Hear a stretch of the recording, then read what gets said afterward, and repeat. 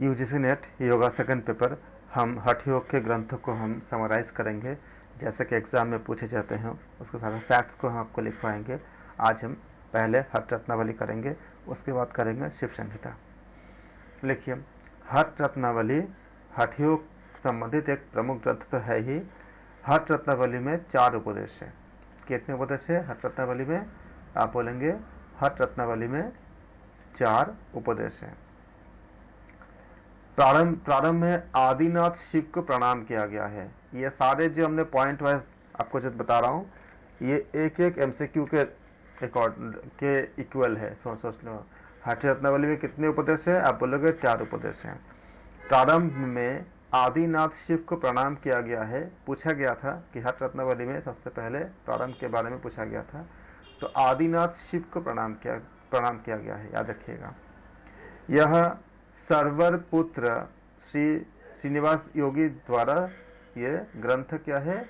यह कृत ग्रंथ है। यह सर्वर पुत्र श्रीनिवास योगी द्वारा कृत ग्रंथ है। ये भी पूछा गया था, आप इसको लिखिए।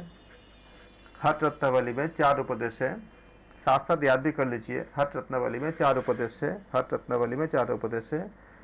सबसे पहले आदिनाथ शिव को प्रणाम किया गया है। सबसे पहले आदिनाथ शिव को प्रणाम किया गया है। ये सर्वर पुत्र श्रीनिवास योगी द्वारा कृत ग्रंथ है। हठ रत्नावली सर्वर पुत्र श्रीनिवास योगी के द्वारा कृत ग्रंथ है। श्रीनिवास अनेक विद्याओं के पंडित थे। श्रीनिवास जी अनेक विद्याओं के पंडित थे। वेद, वेदांत, पतंजलि योग, व्याकरण यानी शब्द शास्त्र, तंत्र योग, प्रभाकर के जो मीमांसा शास्त्र है, तंत्र योग, प्रभाकर का मीमांसा शास्त्र, वैशेषिक दर्शन, न्याय दर्शन, सांख्य, सारस्वतीय, तत्व चिंतामणि, इन सब के विद्वान थे। श्रीनिवास योगी के बारे में अगर प्रश्न आते हैं, श्रीनिवास योगी जी अनेक विद्याओं के पंडित थे। उनमें से कुछ क्या है? वेद, वेदांत, पतंजलि योग दर्शन, व्याकरण यानी शब्द शास्त्र, तंत्र योग, प्रभाकर का मीमांसा शास्त्र, वैशेषिक दर्शन, न्याय दर्शन, सांख्य, सारस्वतीय, तत्व चिंतामणि, इन सब के विद्वान थे। अगर इनमें से किसी के नाम के साथ आते हैं तो आप इसको लिख लेना। राजयोग की सिद्धि के लिए हठ विद्या का आवश्यकता है या हठ विद्या का प्रयोजन है। राजयोग की सिद्धि के लिए हठ विद्या का आवश्यकता है या हठ योग की जरूरत है। तो हठ विद्या का प्रयोजन किसके लिए है? किसके सिद्धि के लिए है? ये प्रश्न कई बार आए हुए हैं।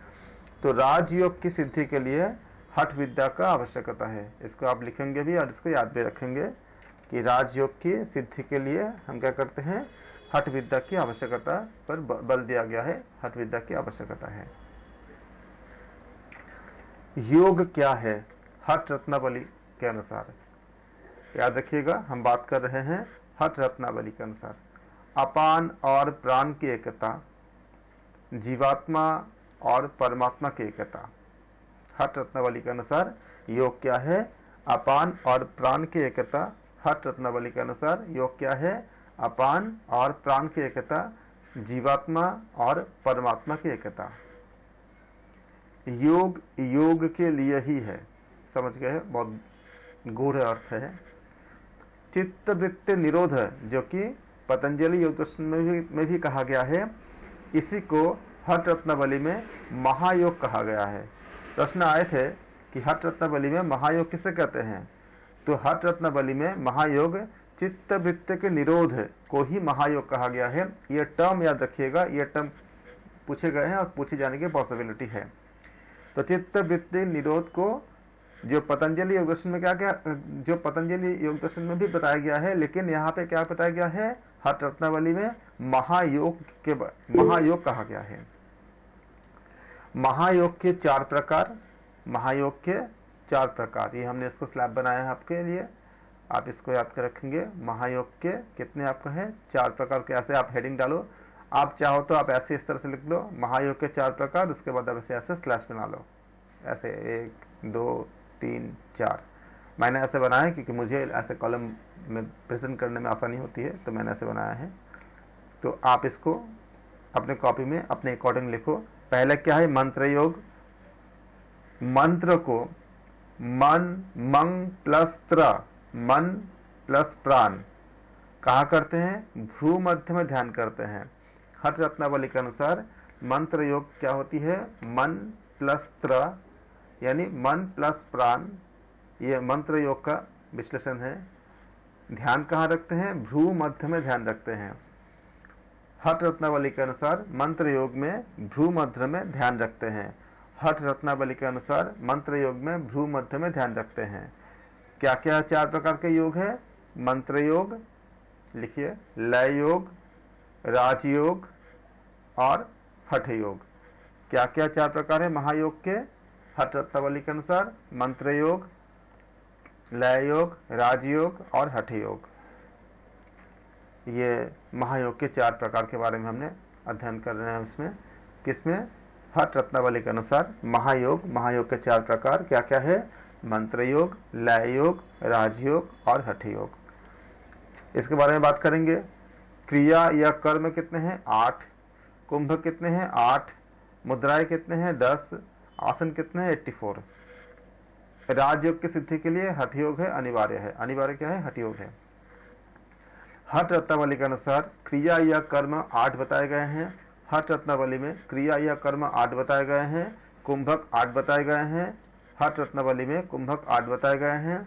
हठ रत्नावली में मुद्राएं 10 बताए गए हैं। हठ रत्नावली में मुद्राएं 10 बताए गए हैं। हठ रत्नावली में मुद्राएं 10 बताए गए हैं। हठ रत्नावली में मुद्राएं 10 बताए गए हैं। हठ रत्नावली में आसन 84 बताए गए हैं। हठ रत्नावली में आसन 84 बताए गए हैं। हठ रत्नावली में आसन 84 बताए गए हैं। जो लोग वीडियो से तैयारी कर रहे हैं, जैसे जैसे मैंने बोला मेरे साथ साथ आप लोग भी रिपीट करते जाओगे तो आप भूलोगे नहीं। एग्जाम में जब ऑप्शन सामने आएगा आपको याद आ जाएगा कि हठ रत्नावली में क्रिया या कर्म 8 है, कुंभक 8 है, मुद्राएं 10 है, आसन 84 है। और राजयोग की सिद्धि के लिए अनिवार्य है क्या है, हठ योग।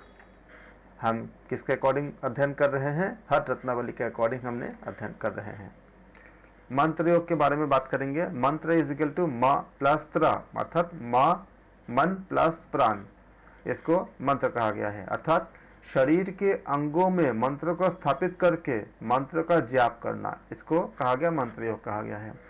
शरीर के अंगों में मंत्र को स्थापित करके मंत्र का जाप करना, इसको मंत्र योग कहा गया है हठ रत्नावली में। हठ रत्नावली के अनुसार शरीर के अंगों में मंत्र को स्थापित करके मंत्रों का जाप करना मंत्र योग कहा गया है। मंत्र का अर्थ क्या होती है, माँ प्लस त्र, माँ मतलब मन और त्र मतलब प्राण। हठ रत्नावली के अनुसार लय योग, चित्त के लय को लय योग कहते हैं।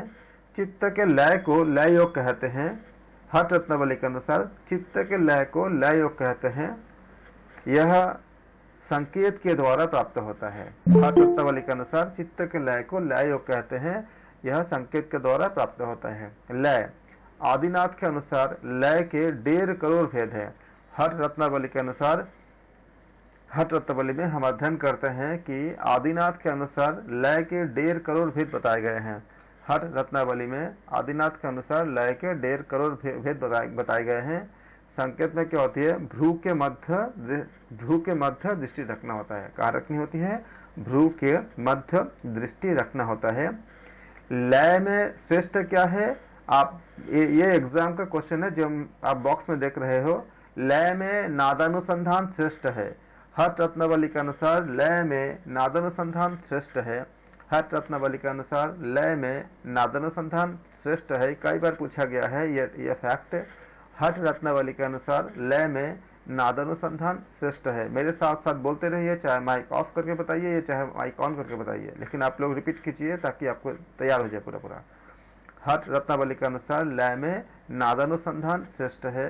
हठ रत्नावली के अनुसार लय में नादानुसंधान श्रेष्ठ है।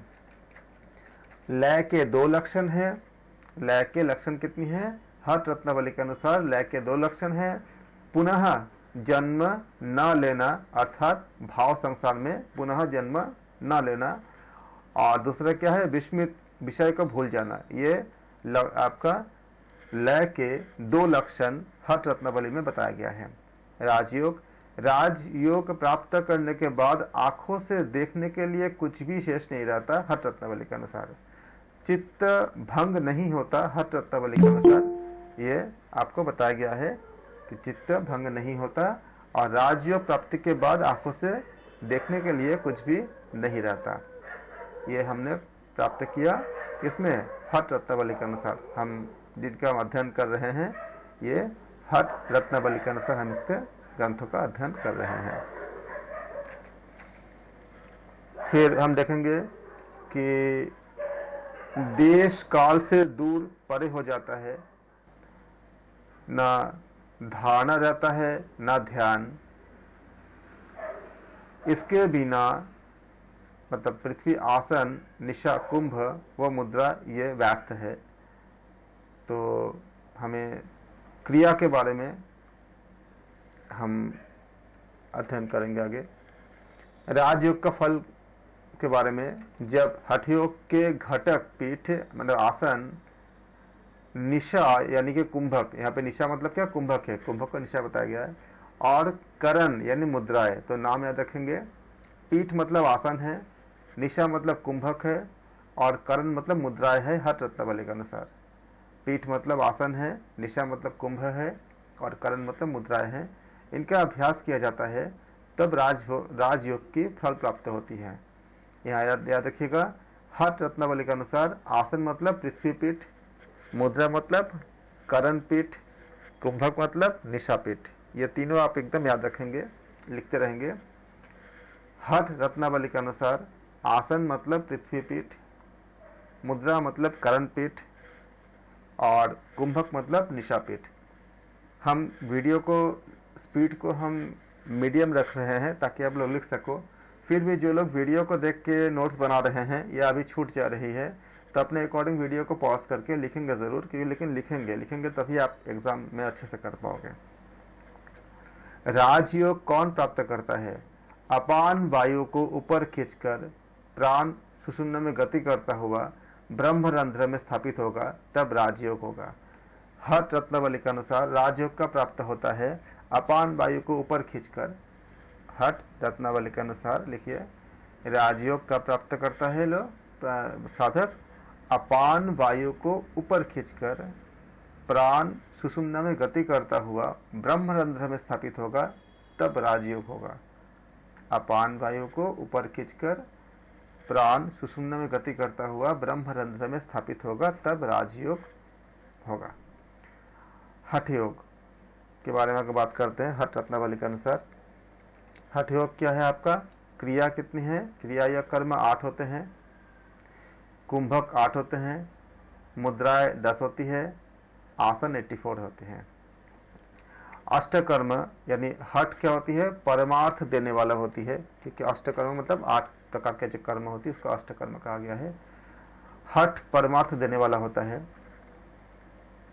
राजयोग और हठ योग के बीच जो आपका अभिनाभाव होती है, एक दूसरे के बिना आपका ना होना, ये संबंध होती है। हमें हठ योग के बाद हमें राजयोग, हठ योग का लक्ष्य होता है राजयोग को प्राप्त करना। आप ये क्रिया लिखिए, ये क्रिया पूछे गए हैं कई बार, आपको एकदम अच्छे से याद होना चाहिए। हम बात कर रहे हैं, हम अध्ययन कर रहे हैं हठ रत्नावली के अनुसार। हठ रत्नावली के अनुसार क्रिया या कर्म क्या होती है? लिखिए, क्रिया या कर्म अष्टकर्म क्या होती है? हेडिंग दीजिए और कॉपी में लिखिए। पहला चक्री, दूसरा नौली, तीसरा धौती, चौथा नेति, पांचवा बस्ती, और गजकर्णी, त्राटक। आपने लिख लिया सातों, चक्री, नौली, धौती, नेति, बस्ती, गजकर्णी, त्राटक, और उसके बाद मस्तक भ्रांति अर्थात कपाल भाती को ही कहा गया मस्तक भ्रांति। नाम याद रखिएगा, ये मस्तक भ्रांति नाम है। कपाल भाती नाम हम बताते हैं इसमें, लेकिन ये मस्तक भ्रांति है। मस्तक भ्रांति वहाँ पे नाम को बताया गया है। तो हमने क्या देखा? हमने कि याद करिएगा, चक्री, नौली, धौती, नेति, बस्ती, गजकर्णी, त्राटक और क्या बोलते हैं, 8वां क्या है, मस्तक भ्रांति। कपाल भाती नाम नहीं है इसमें, क्या है आपका मस्तक भ्रांति नाम है, मस्तक भ्रांति। तो ये आपका 8 क्रिया होंगे। इस क्रिया का आप हमेशा याद रखेंगे, क्योंकि हठ रत्नावली के अनुसार चक्री, नौली, धौती, नेति, बस्ती, गजकर्णी और मस्तक भ्रांति, ये आपका 8 क्रियाएं होती है। फिर आपका इतना आप लिख लिया, आप लोगों ने लिख लिए होंगे सारे लोग अच्छे से। फिर हम बात करेंगे कुंभक के बारे में। 8 कुंभक यानी प्राणायाम के बारे में बताए गए हैं, याद लिखिए इनको। यहाँ से कुछ अंतर है बाकी ग्रंथों से। यहाँ पे चक्री है, ठीक है, चक्री, नौली, धौती, नेति, बस्ती, गजकर्णी और कपाल, आपका मस्तक भ्रांति, कपाल भाती जिसे कहते हैं। इसलिए आप इसके नाम को ऑर्डर से याद रखेंगे। कुंभक के 8 प्रकार के, भस्त्रिका में लिखिए, भस्त्रिका, भ्रामरी, उज्जाई, सूर्यभेदी। भस्त्रिका, भ्रामरी, उज्जाई, सूर्यभेदी। भस्त्रिका याद भी कीजिए, भस्त्रिका, भ्रामरी, उज्जाई, सूर्यभेदी। भस्त्रिका, भ्रामरी, उज्जाई, सूर्यभेदी। हठ रत्नावली के अनुसार कुंभक 8 प्रकार के प्राणायाम 8 प्रकार के हैं। भस्त्रिका, भ्रामरी, उज्जाई, सूर्यभेदी। भस्त्रिका, भ्रामरी, उज्जाई, सूर्यभेदी। भस्त्रिका, भ्रामरी, उज्जाई, सूर्यभेदी। हठ रत्नावली के अनुसार कुंभक 8 प्रकार के हैं। भस्त्रिका, भ्रामरी, उज्जाई, सूर्यभेदी। भस्त्रिका, भ्रामरी, उज्जाई, सूर्यभेदी। फिर क्या आपका शीतली, मूर्धा, शीतकारी और लास्ट क्या है, केवली।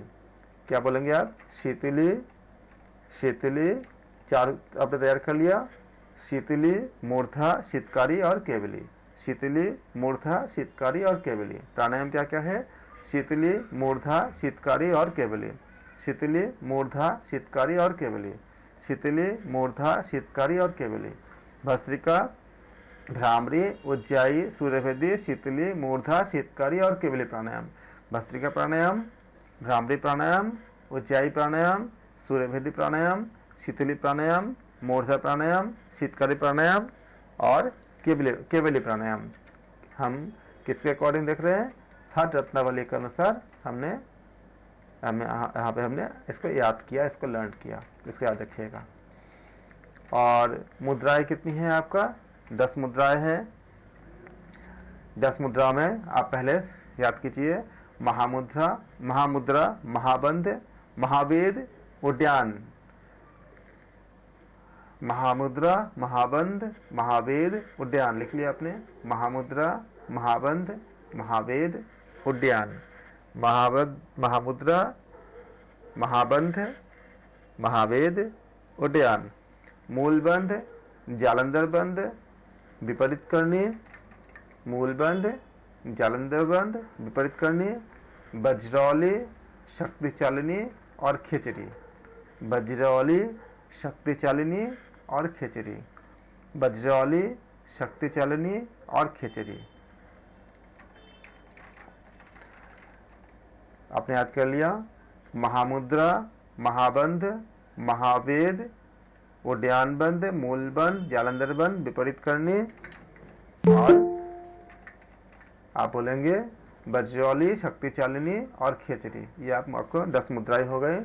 आसन इसमें 84 है, 84 आसन आप याद रखेंगे, नंबर से 84 कुल मिलाकर आसन होते हैं। और यहाँ आपने देखा आपने कि क्रिया या कर्म 8 है, कुंभक 8 है, मुद्राएं 10 है, आसन 84 है। हठयोग प्रदीपिका में षटकर्म है और इसमें अष्टकर्म है, इन दोनों में अंतर है। इसमें 2 ज्यादा क्या है, चक्री और गजकर्णी। ये आपका क्या है, आपका जो आपका हठयोग प्रदीपिका में नहीं है। हठयोग प्रदीपिका में हमने षटकर्म देखे थे और इसमें अष्टकर्म है। किसमें, हठ रत्नावली में। हठ रत्नावली में अष्टकर्म है, जबकि हठ प्रदीपिका में षटकर्म है। इस आपका हठ रत्नावली में चक्री और गजकर्णी 2 अतिरिक्त है, जो 2 ज्यादा है, जो एग्जाम में पूछे गए हैं, इसलिए मैं बार बार रिपीट कर रहा हूं, आप इसको याद रखेंगे। इसके अलावा हठयोग प्रदीपिका और हठ रत्नावली में क्रमशः क्या होती है, प्लावनी और केवली कुंभक का अंतर है। याद रखिएगा, ये एग्जाम के कंटेंट है जो कई बार पूछे गए हैं। तो आप इसको याद रखेंगे, जिससे एमसीक्यू आपका बहुत अच्छे से बन जाएंगे। हठयोग प्रतिपिका और हठ रत्नावली में क्या होती है, प्लावनी और केवली कुंभक का अंतर है। हठ रत्नावली में भुजंग करणी को नवा कुंभक माना जाता है। हठ रत्नावली में भुजंग करणी को नवा कुंभक भी कहा जाता है, हमें प्राप्त होता है, मिलता है। अभ्यास काल के दौरान दूध जब हम शुरू करते हैं तो दूध में निर्मित भोजन करना चाहिए। और अगर ये पूछते हैं कि भुजंग करणी कहाँ पर है, तो भुजंग करणी आप बोलोगे हठ रत्नावली में है, और इसको नवा कुंभक भी कहा जाता है अगर एग्जाम में आता है तो अभ्यास के आरंभ में हम देखते हैं कि दूध से निर्मित भोजन करना चाहिए, किसमें बताया गया है, हठ रत्नावली में बताया गया है। जब अभ्यास दृढ़ हो जाता है तो नियम आग्रह छोड़ देते हैं। जब अभ्यास दृढ़ होता है तो नियम आग्रह क्या करते हैं, हम लोग छोड़ देते हैं। अभ्यास के प्रथम काल में कफ की निवृत्ति होती है, जिसके न करने पर रोग उत्पन्न होते हैं। अभ्यास के प्रथम काल में कफ की क्या होती है, निवृत्ति होती है। आप अभ्यास से शुरू करोगे तो अभ्यास के प्रथम काल में कफ की निवृत्ति होती है, जिसके न करने पर क्या होती है, रोग उत्पन्न होते हैं, अकॉर्डिंग टू हठ रत्नावली। क्रिया कर्म के 8 प्रकार, ये चक्री होता है। चक्री का क्या होती है, गुदा विकास और मूल शोधन करना। गुदा का विकास करना और मूल शोधन करना, ये आपका चक्री का विकास होता है। गुदा का विकास और मूल शोधन करना। प्रभाव, जब आप चक्री करते हो तो गुदा संबंधी रोग दूर होते हैं, गुल्म रोग, पेट संबंधी रोग खत्म होते हैं, मल की शुद्धि होती है, जठराग्नि प्रदीप्त होता है। नौली, ये 2 प्रकार की होती है, एक बाह्य नौली, एक आंतरिक नौली, ये अंतरा नौली कहते हैं इसको। बाह्य में क्या होती है, सभी हठ क्रियाओं या कर्मों में मुख्य है, तीव्र गति से ये दोनों तरफ चलते हैं। प्रभाव क्या होती है, जठराग्नि प्रदीप्त होता है, आनंद देने वाली होती है, संपूर्ण दोष नाशक होता है, पाचन शक्ति बढ़ाते हैं। तो यहाँ हमने एक बात ख्याल रखेंगे कि कुंभक तो इसमें 8 बताया गया है, लेकिन अगर 9वां कुंभक अगर ले लोगे तो क्या हो जाएगा आपका, ये 9 बन जाएगा, क्योंकि हठ रत्नावली में 9 तरह के कुंभक के बारे में चर्चा की गई है। और इसका हमने बताया कि भुजंग करणी को 9वां कुंभक बताया गया है। हालांकि इसमें 8 ही है, लेकिन एक्स्ट्रा क्या है आपका, भुजंग करणी, ये आपका 9वां कुंभक है। अगर एग्जाम में आता है तब लिखोगे आप। और इसमें फिर हम देखते हैं कि आंतरिक में क्या होती है आपका, ईड़ा से श्वास लेना, फिर पिंगला से आपका अनुलोम विलोम को ही इसमें अंतरा कहा गया है। अनुलोम विलोम जो हमने दूसरे ग्रंथ में हमने पढ़ा, हमने इसको यहाँ पे क्या बोला गया, अंतरा बोला गया। प्रश्न ऐसे भी आ सकते हैं कि अनुलोम विलोम को हठ रत्नावली में किस नाम से बताया गया है, तो आप बोलोगे ये अंतरा, जो कि ईरा से श्वास लेते हैं और पिंगला से हम श्वास को निकाल देते, छोड़ देते हैं।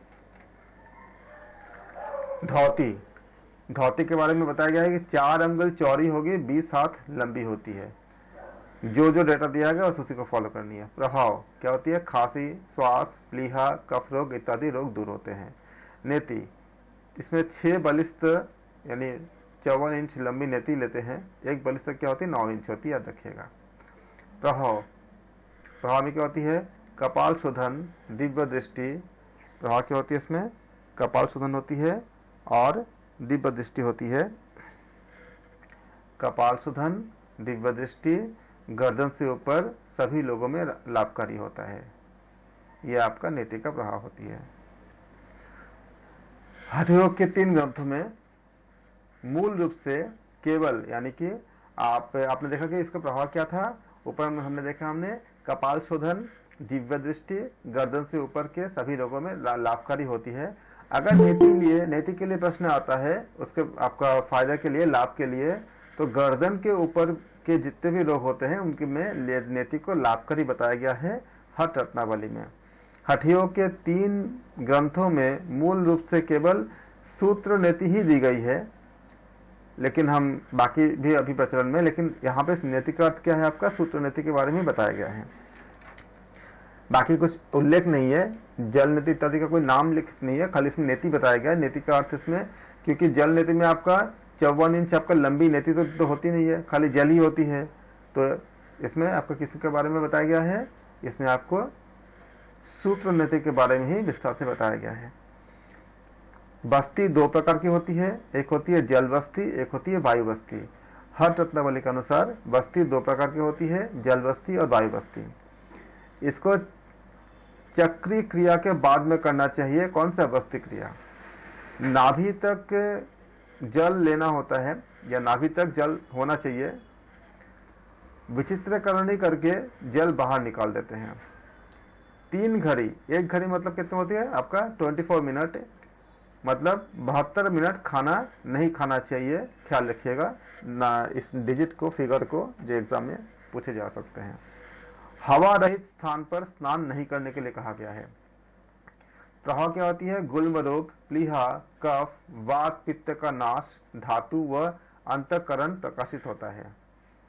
घेरन संहिता में जल और शुष्क बस्ती है, हठयोग प्रतिपिका में केवल जल बस्ती है। इनका अंतर को याद रखिएगा, क्योंकि इसमें से बहुत आपका अंतर करके आपको 2 मैच तक कॉलम करके आपको क्वेश्चन पूछे जा सकते हैं। इसलिए घिरन संहिता में जल और शुष्क बस्ती है और हठयोग प्रतिपिका में जल बस्ती है।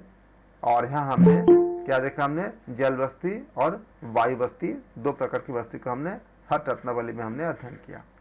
गजकरणी, जल पीकर वमन करना, यह गजकरणी होती है। इसके बाद तिल, गुड़ और नारियल जल को कंठ तक भरकर वमन करते हैं। इसका नाम क्या होती है? गुरु गजकरणी होती है। प्रभाव, हठ रत्नावली के अनुसार इसमें शक्ति प्राप्त होती है, ताकत प्राप्त होती है। त्राटक, किसी एक बिंदु पर दृष्टि लगाए रखनी होती है, इसको त्राटक कहते हैं। प्रभाव, नेत्र इत्यादि रोगों में या नेत्र रोग और तंत्र आदि रोगों में ये लाभदायक होते हैं। ये रोग नष्ट हो जाते हैं, ये रोग प्रशमित होते हैं या नष्ट होते हैं। मस्तक भ्रांति यानी कपाल भस्त्रिका, यानी ये जो हमने कपाल भाती इत्यादि हमने किया, जो हम जानते हैं, तो हम मस्तक भ्रांति के नाम से जानेंगे। सिर को दाएं बाएं मूवमेंट के साथ श्वास प्रश्वास की जो हम लेते हैं। प्रभाव क्या होती है? कफ, पित्त, जल से उत्पन्न दोषों का नाश होता है, कपाल शोधन होता है, ब्रह्म चक्र का शोधन होता है। याद रखेंगे इसको।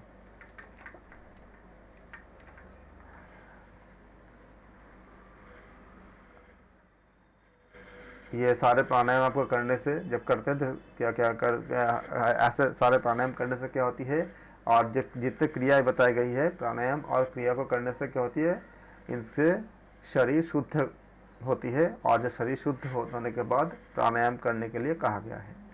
प्राणायाम की सफलता पर आपका षटकर्म क्या होती है? शोधन हो जाती है। प्राणायाम के बाद आपका षटकर्म के बारे में बताया गया है कि चक्री किससे क्या शुद्ध होती है। जब चक्री करते हैं तो आधार मतलब मूल आधार आपका क्या काम करता है? चक्री। नौली से क्या होती है? मणिपुर पे काम करता है। धौती हृदय और कंठ पर। त्राटक क्या करते हैं? आज्ञा चक्र पे इसके ये प्रभाव देखते हैं हम। बस्ती और कपाल पूरे शरीर में होती है, वात पित्त कफ का संतुलन करता है। भस्त्रिका आपका बस्ती, कपाल और भस्त्रिका तीनों के साथ। भस्त्रिका एक ऐसा प्राणायाम है, आप जानते भी हो, जो वात पित्त कफ तीनों को संतुलित करता है। फिर वज्रौली क्या क्या असर होती है? लिंग पर असर होती है इसका। इन चक्रों से परे है कौन? निरंजन और ईश्वर। इन चक्रों से भी ऊपर कौन है? निरंजन है और ईश्वर है। चक्र, हठ रत्नावली में 6 चक्र के बारे में बताया गया है। मूलाधार चक्र, स्वादिष्ठान चक्र, मणिपुर चक्र, अनाहत चक्र, विशुद्धि चक्र, आज्ञा चक्र। अगर हठ रत्नावली में हम बात करेंगे तो बोलेंगे 6 चक्र है। मूलाधार चक्र, स्वादिष्ठान चक्र, मणिपुर चक्र, अनाहत चक्र, विशुद्धि चक्र, आज्ञा चक्र। मूलाधार चक्र, स्वादिष्ठान चक्र, मणिपुर चक्र, अनाहत चक्र, विशुद्धि चक्र और आज्ञा चक्र, हठ रत्नावली के अनुसार अगर जब हम इसका अध्ययन करते हैं तो। ये वज्रोली क्या ये षटकर्म की क्रिया है क्या? नहीं, षटकर्म नहीं। वज्रौली के बारे में हमने लिंग पे काम करता है, हम बाद में बात करेंगे इसको। वज्रौली क्रिया है जब ऊपर तो षटकर्म नहीं है, ये वज्रोली एक एक्स्ट्रा अलग से है। हाँ, वज्रौली का आप ऐसे वज्रौली इसमें मेंशन ही है, लेकिन सामान्य लोग नहीं करते हैं। बाकी बजरौली के बारे में आपने पढ़ा वो है। तो सर मुद्रा मुद्रा में तो सर मुद्रा तो है वज्रोली, लेकिन ये अभी षटकर्म में वज्रोली दिया हुआ है। हाँ, इन्होंने इसमें दिए हुए हैं। ये तो था अष्टकर्म में। इनका जो आपका जो कंटेंट है इसमें बताया गया इसमें कि किससे क्या शुद्ध होता है। उन्होंने बताया कि इसमें आपका वज्रोली से लिंग शुद्ध होती है। बाकी इसमें खाली हम कल फैक्ट्स को खाली याद रखेंगे क्योंकि ये आपका एग्जाम्स के लिए इंपॉर्टेंट है। बाकी इसको करते कैसे है वो सब हम जब ग्रंथों को विस्तार से पढ़ेंगे तो हम इसमें चर्चा करेंगे। इसमें खाली फैक्ट्स याद रखेंगे क्योंकि आपके एग्जाम में प्रैक्टिकल तो होना नहीं है, खाली आपको थ्योरी में लिखनी है, खाली उसके लिए खाली कर रहे हैं। जब हम इन ग्रंथों को हम विस्तार से भी लेंगे और हर एक ग्रंथ में बहुत लंबे लंबे क्लास होगी, लेकिन जून के लिए होगी, अभी फरवरी में एग्जाम से, उसके लिए हम खाली फैक्ट पे काम कर रहे हैं जिससे आप एग्जाम में अच्छे से करके आओ। हठ सिद्धि के लक्षण में क्या होगी आपका, शरीर का पतलापन होना, मुख पर प्रसन्नता, नाद स्फुट होगा और आंख निर्मल हो जाएगा, रोग रहित हो जाएगा, बिंदु जय होना, अग्नि का दीपन होना, नारियों की शुद्धि होना, यह आपका हठ सिद्धि के लक्षण हैं। एग्जाम में अगर लक्षण आ जाए तो आप बता देना। वातावरण और स्थान के लक्षण में क्या है, इसमें आपका 5 लक्षण दिखाई हमें मिलेंगे। वातावरण और स्थान में सुराष्ट्र होना चाहिए, धार्मिक देश होना चाहिए जो आप हठयोग प्रदीपिका में भी पढ़े हो, सुभिक्षे होना चाहिए, निरुपद्रव होना चाहिए और एक एकांत होना चाहिए।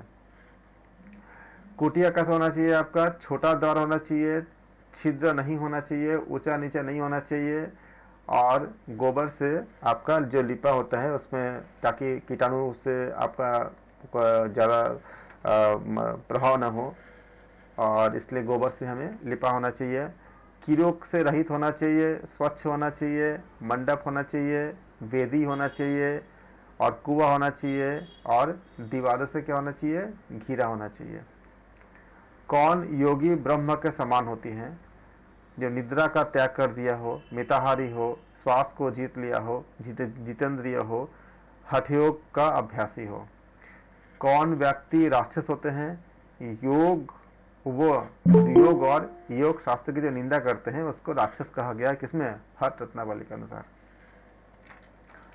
पथ्य अपथ्य में आप नोट करेंगे, पथ्य में क्या होती है हठ रत्नावली के अनुसार, गेहूं लिखिए, गेहूं, चावल, जौ, साठी, दूध, घी, मंड, मक्खन, शक्कर, शहद, सुलठी, पटोला, पान साग, मूंग, बारिश का पानी, ये आपका पथ्य में है। अपथ्य क्या है, छाछ, दही, नेल, कोद्र, लहसुन, कुल्थी, कटु, अम्ल, तीक्ष्ण, लवण, हरित शाक, सरसों तेल, मछली, सरसों तेल एक साथ होगा, सरसों तेल और मछली, मदिरा, मांस, ये सब क्या है अपथ्य में आता है। सरसों तेल यहाँ पे अपथ्य में माना गया है, आप इसको अपथ्य में रखोगे अगर एग्जाम में आता है तो, जबकि दूसरे आयुर्वेद या किसी और ग्रंथ में अलग बात हो सकती है, लेकिन आप इसमें हठ रत्नावली में क्या बताया गया है, आपका अपथ्य माना है तो आप भी इसको अपथ्य बोलोगे अकॉर्डिंग टू हठ रत्नावली। फिर आप किसका रंग,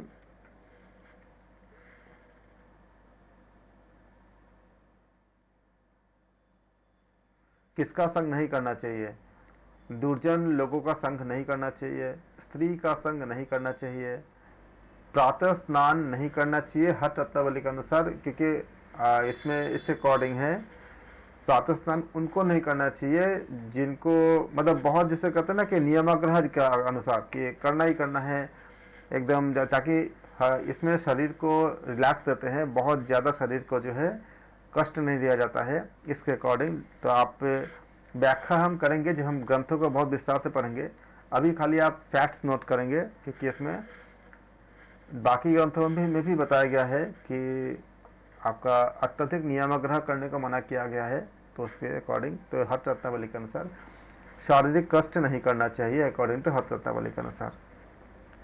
अग्नि का सेवन नहीं करना चाहिए, लंबी यात्रा नहीं करना चाहिए, उपवास नहीं करना चाहिए हठ रत्नावली के अनुसार, याद रखिएगा। मिताहार क्या होती है, भोजन का सुमधुर, सुनिग्ध, श्रेष्ठ दूध आदि से निर्मित हो, धातु को पुष्ट करने वाला हो, मन को पसंद हो, खाने के योग्य हो, और 1/4 भाग को शिव को अर्पित करके 3/4 भाग जो खाते हैं वह मिताहारी है। ये आप हठ रत्नावली के अनुसार हमने इसको अध्ययन किया। हमने कुछ साधक और बाधक तत्व के बारे में हम थोड़ा सा बात करेंगे। हठ रत्नावली के अनुसार साधक तत्व क्या होती है? उत्साह, निश्चय यानी साहस, धैर्य, तत्व ज्ञान दर्शन, बिंदु की स्थिरता और जनसंख्या का परित्याग, मिताहार, निद्रा त्याग, श्वास पर नियंत्रण, आसन में स्थिरता, आलस्य रहित, गुरु की कृपा। बाधक तत्व में क्या है?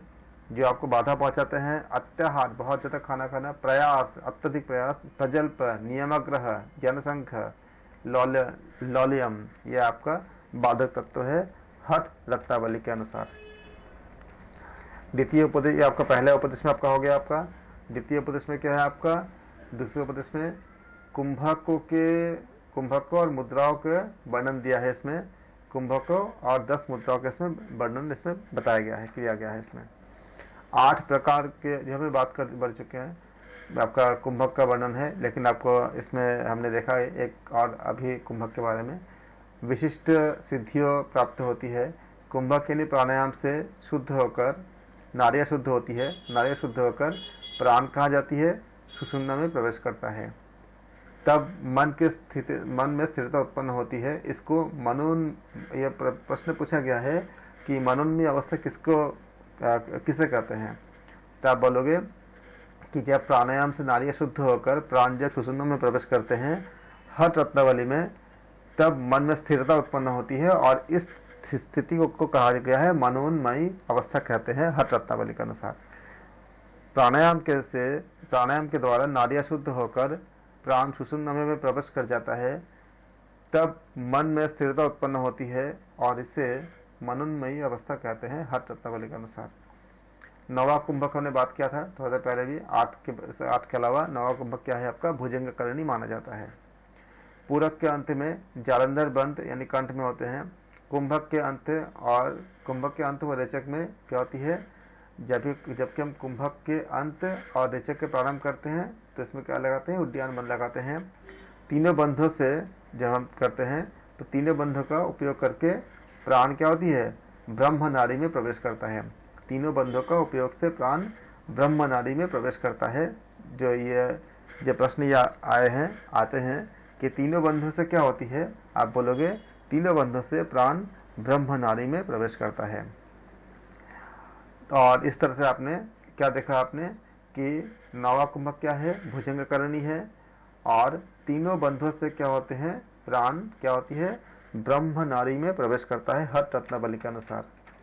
भस्त्रिका में हम देखते हैं कि दोनों नाड़ियाँ, भस्त्रिका में क्या होती है? दोनों नाड़ियों से पूरक, रेचक और कुंभक करने होते हैं। और भस्त्रिका शरीर के थकने पर, जब तक शरीर नहीं थकता तब तक आप करते रहना है। आपको शरीर के थकने पर करें। जब आपको लगता है कि आप जब तक नहीं थकती तब तक आप करते रहिए।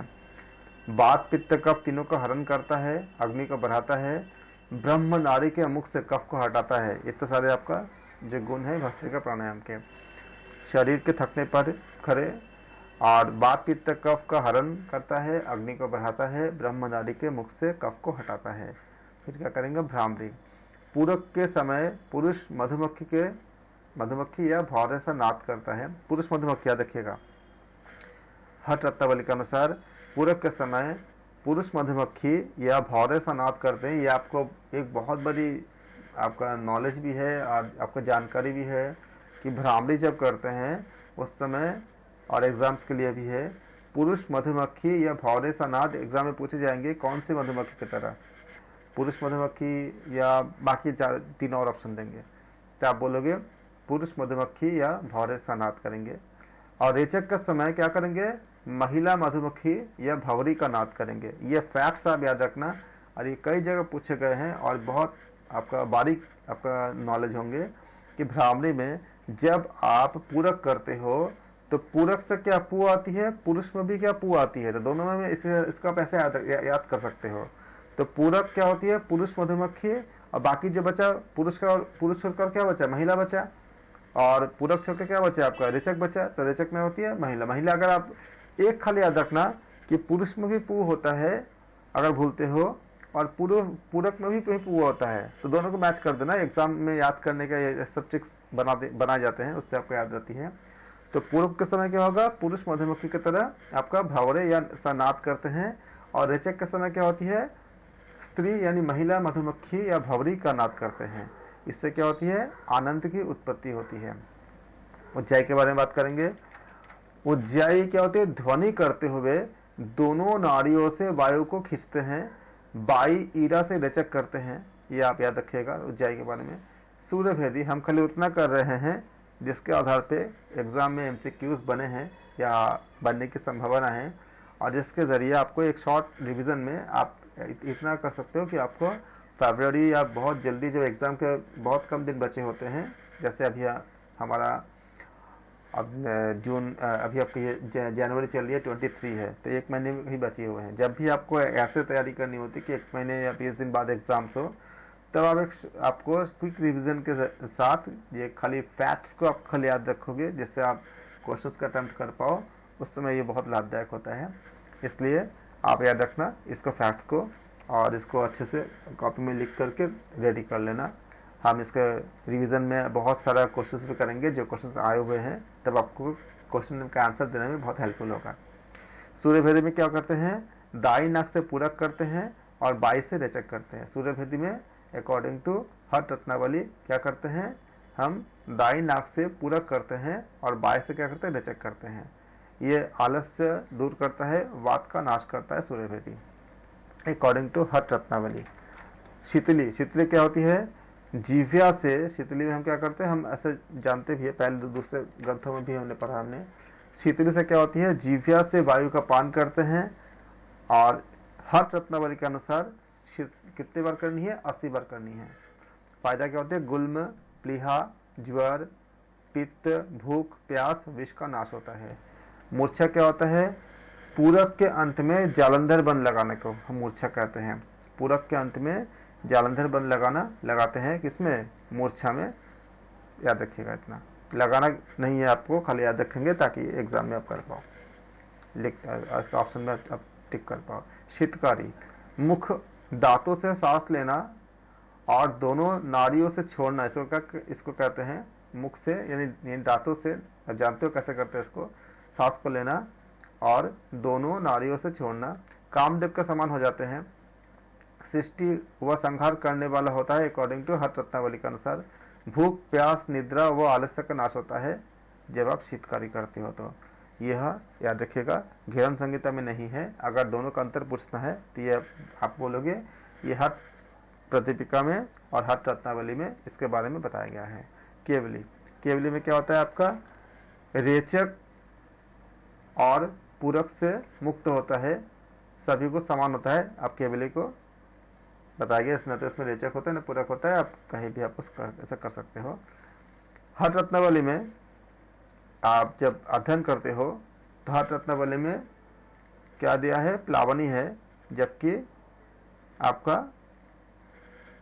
दूसरे ग्रंथ है यानी घेरन संहिता में, सॉरी हट प्रदीपिका में आपको क्या है, इसमें आपको क्या, इसमें क्या मिलते हैं, प्लावनी मिलते हैं, जबकि घेरन संहिता और हट रत्नावली में क्या होती है, प्लावनी नहीं होती है। तो अगर ये अंतर पूछे जाए तो आप याद रखना कि प्लावनी कहाँ पर है और कहाँ पर नहीं है। भुजंग करणी, ये कंठ से वायु को लेकर, ये कंठ से वायु लेकर के कंठ में ही निकालना, ये 9वां आपका प्राणायाम है, यानी ये अन्न है, इसको अन्न कहा गया है। ये कंठ से वायु को लेकर कंठ से ही निकालना, ये आपका 9वां प्राणायाम है। ये आपका बाकी मुद्राएं तो हम बात कर चुके हैं, ये आदिनाथ जी ने बताए हैं, और ये 8 प्रकार के आशीर्वाद देने वाले हैं। ये देवताओं द्वारा भी अप्राप्त होते हैं, क्योंकि देवता भी एक योनि होती है जो भोग योनि होता है, इसलिए देवताओं के द्वारा भी अप्राप्त होते हैं। महामुद्रा, जालंधर बन लगाते हैं, कुंडलिनी को जगाती है, अपथ्य को पथ्य बनाती है, विष को अमृत बनाती है। लेकिन आप लोग कभी कोई मतलब उल्टा उल्टा खा करके इसको मत सोचना कि ऐसा हो जाएगा। ये महान योगियों के जो लेवल तक पहुंचते हैं उनके लिए है। आप खाली एग्जाम में लिख देना, मतलब टिक कर देना, आपका नंबर मिल जाए। अपने ऐसा मत सोचना कि हम कुछ भी कुपत्ता खा लिया और इसको कर लेते हैं, ये हमारे लिए नहीं है। जो उच्च लेवल के, जो उस स्थिति के जो योगी को योग की क्षमता प्राप्त कर चुके हैं उनके लिए। क्षय रोग मतलब क्षमता घटने से, कुष्ठ रोग, गुदावृत्त, अजीर्ण को नष्ट करती है। हठयोग प्रतिपिका में हम देखते हैं कि 2 बंद लगते हैं, मूल बंद और जालंधर बंद। घेरन संहिता में क्या था आपका, जालंधर बंद लगा के दृष्टि भ्रू मध्य में रखते हैं। दोनों इसलिए है क्योंकि आपको एग्जाम में हेल्प करेगा अगर अंतर पूछे जाए तो। महाबंद, 2 बंद यानी जालंधर बंद और मूल बंद दोनों पैरों से करना चाहिए। नाड़ियों को गति देने वाला होता है, तीनों नाड़ियों का संयम करने वाला होता है, मन को केदार में प्राप्त कराने वाला होता है। ये केदार होगा, मन को केदार में प्राप्त कराने वाला होता है। उपयुक्त तो दोनों महामुद्रा और महाबंद महावेद के बिना निष्फल है। अगर ये पूछे जाते हैं तो आप बोलोगे महामुद्रा और महाबंद महावेद के बिना निष्फल है। वेद शब्द को याद रखना क्योंकि वेद के बिना कुछ नहीं होता, तो इसलिए इसको आपको याद रहेगा कि महामुद्रा और महाबंद महावेद के बिना निष्फल है। किसमें बताया गया है, हठ रत्नावली में हमें बताया गया है। घेरन संहिता में तीनों बंद एक साथ लगाना ही महाबंद कहलाता है। इसको याद रखिएगा क्योंकि अलग अलग ग्रंथों के जो कंपेरिजन है, ये कंपेरिजन पूछे जाते हैं, बहुत बार पूछे गए हैं, इसलिए जानना जरूरी है, इसका नोट कीजिएगा। महावेद, यह प्रत्येक 3 घंटे के बाद प्रत्येक 3 घंटे के बाद आपका 8 बार करना चाहिए। पुण्य संचय और पाप नष्ट करती है महावेद।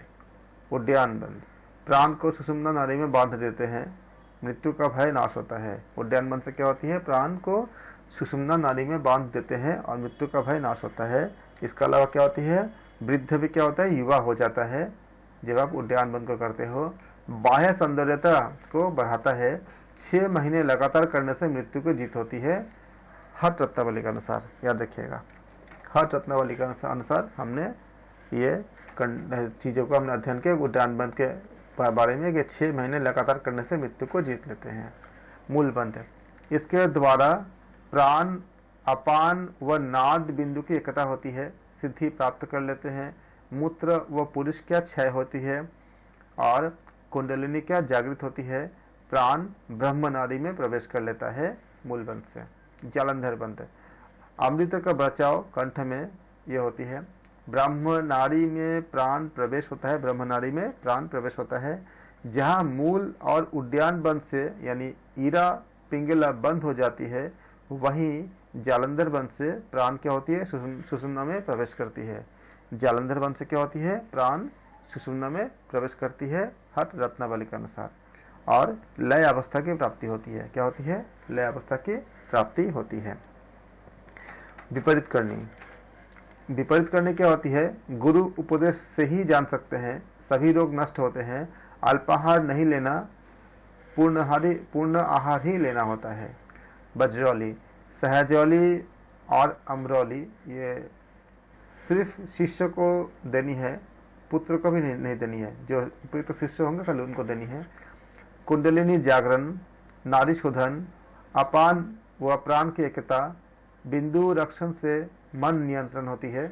ये हमें मिला हठ रत्नावली के अनुसार। बिंदु ही उत्पत्ति, हठ रत्नावली के अनुसार।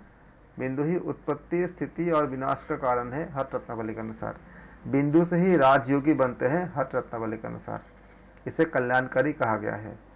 सहजौली, संसार के सब विषयों का त्याग कर सुखपूर्वक आपका, इसको कहते हैं सहजौली कहते हैं, ये हठ रत्नावली के अनुसार। अमरौली, मूत्र यानी अम मतलब मूत्र होती है, मूत्र का प्राण पान करना, हठ रत्नावली के अनुसार। शक्ति चलनी क्या होती है, कुंडलिनी का जागरण।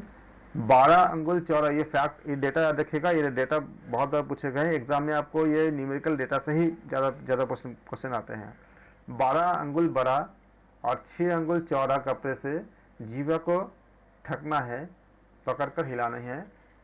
ये आपका बताया, इसका नंबर्स को याद रखेंगे हठ रत्नावली के अनुसार। फिर हम देखते हैं कुंडली, फरी, नागी, चक्री, वक्री, सरस्वती, ललना, रसना, क्षत्रिय, ललटी, शंखिनी, भुजंगी, शेष, आधार, आधार शक्ति, अष्टवक्र, छठधारा, ये सारे क्या है आपका उनके नाम है। खेचरी मुद्रा, छेदन, चालन, दोहन, ये इस पे क्वेश्चन पूछे जा चुके हैं। इसके द्वारा प्राण शीघ्र ही ब्रह्मरंध्र में प्रवेश कर जाता है। सुषुम्ना यानी अमृता, मुहूर्ता, लंबिका, रोम से जीवा छेदन से लंबिका अवस्था मिलती है। न रोग न मृत्यु का डर रहता, संकेत और श्रृंखला के अभाव में संभव नहीं है। सांप की आकृति गोल खोपड़ी होती है। सांप की आकृति क्या होती है? गोल खोपड़ी होती है। 6 बलिष्ठ यानी 54 इंच बड़ी होती है। इस श्रृंखला में जीवा प्रवेश कराना होता है, जिससे जीवा सुषुम्ना में प्रवेश कर जाती है। वह क्या होती है? खेचरी सिद्धि होती है। क्या होती है? वो खेचरी सिद्धि होती है। नाद 8 प्रकार। जब सुषुम्ना में प्रवेश कर जाता है तो 8 प्रकार का नाद सुनाई देती है। ये 3 2 3 के जोड़े में होती है। आप याद रखेंगे, घंटा, दुंदुबी, शंख, वीणा, मिनाद यानी फ्लूट, 500 जिसे कहते हैं हम लोग, तनुनपाद, बिजली और तेज हवा वाला। विष को धारण करने वाला जीव बासुकी, नाग और तक्षक, जो ये कौन है? विष को जो धारण करते हैं अकॉर्डिंग टू हठ रत्नावली के अनुसार। पिंगला के नाम क्या है हठ रत्नावली के अनुसार? दम्भिनी, सूर्या, यमिनी, काक्षरा, कालिंगनी, रुद्री, चंडी, ये आपको पिंगला का नाम है हठ रत्नावली के अनुसार। ईरा के नाम क्या है? चंद्रा, सिनिवाली, गंगा, अमर बोधिता, ईरा के नाम है। किसके अनुसार? हठ रत्नावली के अनुसार। संपूर्ण नाड़ियों का रंध्र क्या कहते हैं? जिह्वाग्र कहते हैं। संपूर्ण नाड़ियों का रंध्र जिह्वाग्र कहते हैं। दोनों नेत्रों के बीच के स्थान को क्या कहते हैं? विकटुंबी, हठा, गोलिठम, शिखर, त्रिशंखी, वज्र, मृहवनाल कहते हैं। इन नामों का आप याद लिखे, इसको याद कर लीजिएगा। तीसरे उपदेश में हम बात करेंगे अष्टांग योग के बारे में। अष्टांग योग है नियम क्या? 2 तरह के होते हैं, एक मानसिक हठ रत्नावली के अनुसार, दूसरा क्या है आपका? कायिक, मतलब एक माइंड और बॉडी। हठ रत्नावली के अनुसार मानसिक नियम क्या होती है? इसमें शत्रु के अनुसार मन की प्रसन्नता, संतोष, शांति यानी मौन से क्या शांति होती है, दया, सरलता, क्षमा, ब्रह्मचार्य, धृति, इंद्रिय निग्रह, दक्षिणा, आस्तिकता, मृदुता, भाव शुद्धि और स्मृति। ये आपका किसका था? ये आपका मानसिक नियम के अंतर्गत आता है हठ रत्नावली के अनुसार। फिर क्या आता है आपका? कायिक यानी आपका शरीर के लिए नियम क्या है हठ रत्नावली के अनुसार? स्नान, रित, जप, तर्पण, दम, नमस्कार, वृत्त, शौच, सत्य, होम, तप, तितिक्षता, प्रदक्षिणा और उपवास। ये कायिक नियम है या बॉडी के लिए है हठ रत्नावली के अनुसार। आसन क्या है? हठयोग का पहला अंग बताया गया है। हठयोग का पहला अंग बताया गया है। आसन के 3 लाभ बताए गए हैं। क्या होती है हठ रत्नावली के अनुसार? स्थिरता होती है, आरोग्यता होती है, हल्कापन होती है। ये हठ रत्नावली के अनुसार है। हठ रत्नावली में कुल मिला के 84 आसन का वर्णन है। ये प्रश्न में पूछा गया था कि हठ रत्नावली में कितने आसनों का वर्णन है? आप बताओगे। हठ रत्नावली में कुल 84 आसन का यानी 84 आसनों का वर्णन है। 84 लाख योनियों में जो प्रतिनिधित्व होता है, 84 लाख योनियों उनके प्रतिनिधित्व के रूप में 84 आसन है, यानी कि 1 लाख योनि मतलब एक आसन।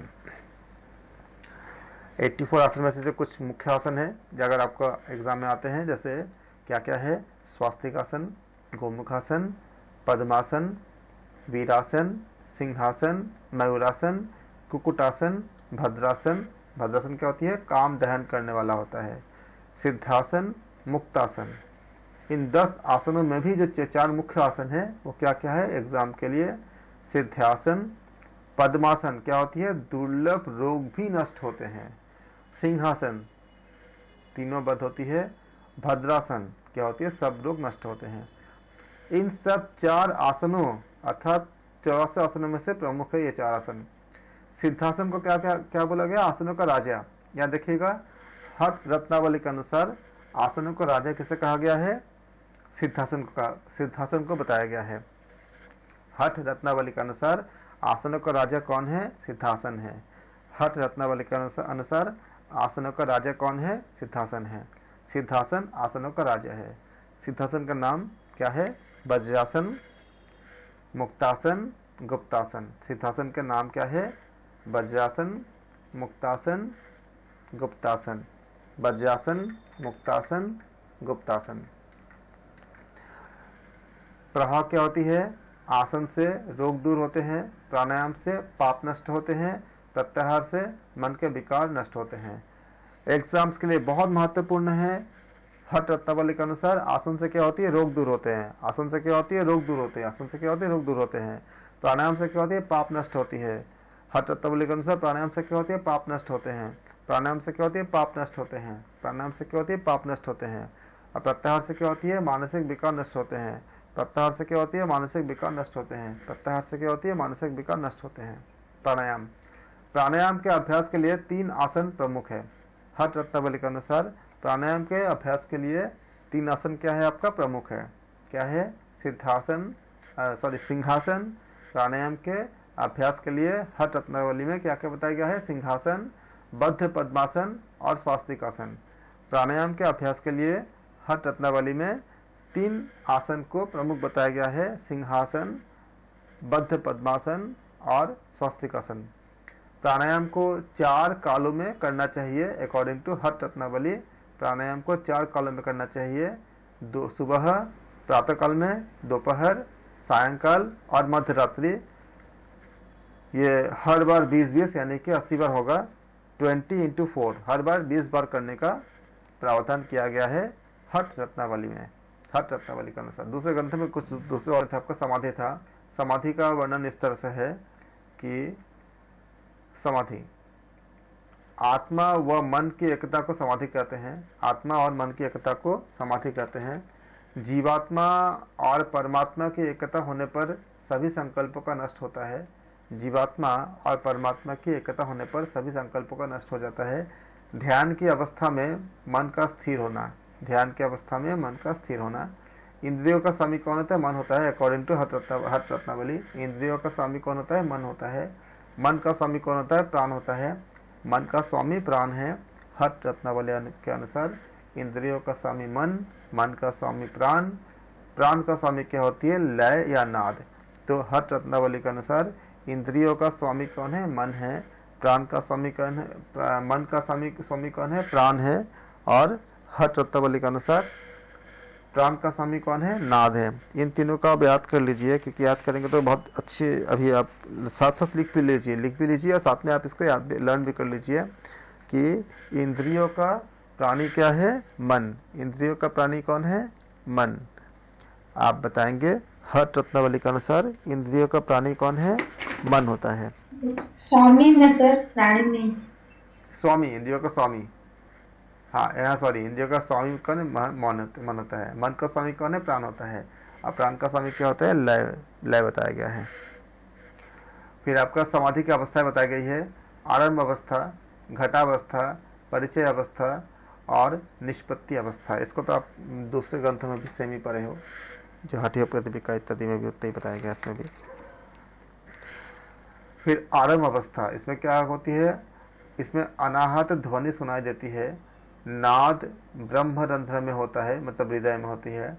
व्यक्ति दिव्य शरीर, गंध वाला, तेजस्वी, रोग रहित ये बन जाता है। इसमें शून्य की स्थिति उत्पन्न होती है।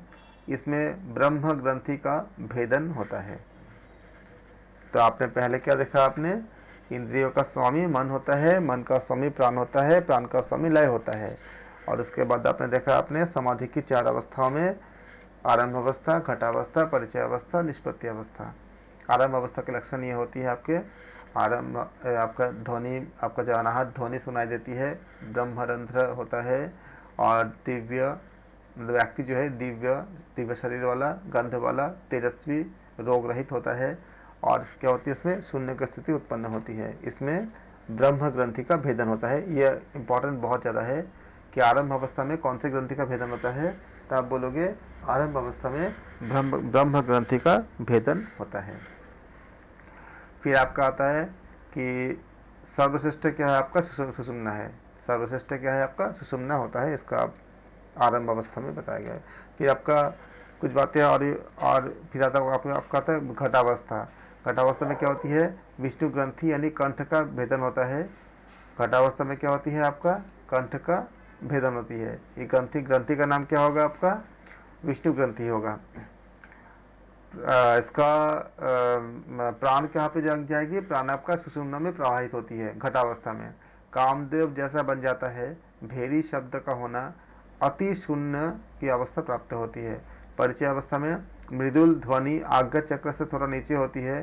सभी दुख, दोष, मृत्यु, पाप, निद्रा का नाश होता है। सभी तरह के दुख, दोष, मृत्यु, पाप और निद्रा, मतलब पाप निद्रा मतलब जो हमारे अंदर जो सीन होती है, जो पाप होती है वो नष्ट होती है। और उसको हम कहते हैं महाशून्य की स्थिति में साधक पहुंच जाते हैं। फिर होती है आपका निष्पत्ति अवस्था। रुद्र ग्रंथि का भेद यानी आज्ञा चक्र में होती है। फिर प्राण क्या होती है, शिव यानी सर्पपीठ होता है। वीणा की ध्वनि होती है।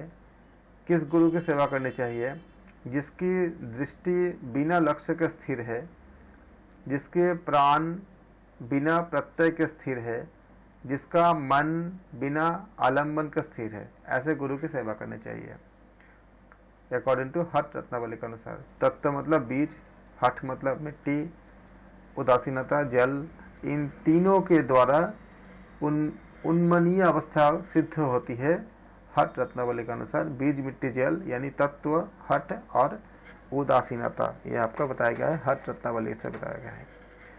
अवस्था और ध्वनिया। आदि अवस्था इसमें क्या है, समुद्र, भेरी, बादल और झरना। मध्यावस्था मृदुल, शंख और घंटा। अंतिम अवस्था किंकिनी, वीणा, भ्रमर। ये आप याद रखेंगे इनको। शरीर में 32 हड्डियां बताई गई है। शरीर में 32 हड्डियां बताई गई है। जो रीढ़ की हड्डी, याद रखिएगा, शरीर में 32 हड्डियां बताई गई है जो रीढ़ की हड्डी के पार्ट्स में होती है अकॉर्डिंग टू किसमें, हठ रत्नावली के अनुसार। 72,000 नाड़ियां है, उसमें 14 नाड़ियां मुख्य होती है। 14 नाड़ियां क्या होती है, सुषुम्ना, पिंगला, सरस्वती, कुहू, यशस्विनी, वारुणी, गांधारी, शंखिनी, पूषा, विशोधरा, जीव्या, अलम्भुषा, हंसिनी और ईरा। ये आप नाम याद रखेंगे, लिख लीजिए नाम को। जो शरीर के मुख्य 14 नाड़ियां क्या क्या है।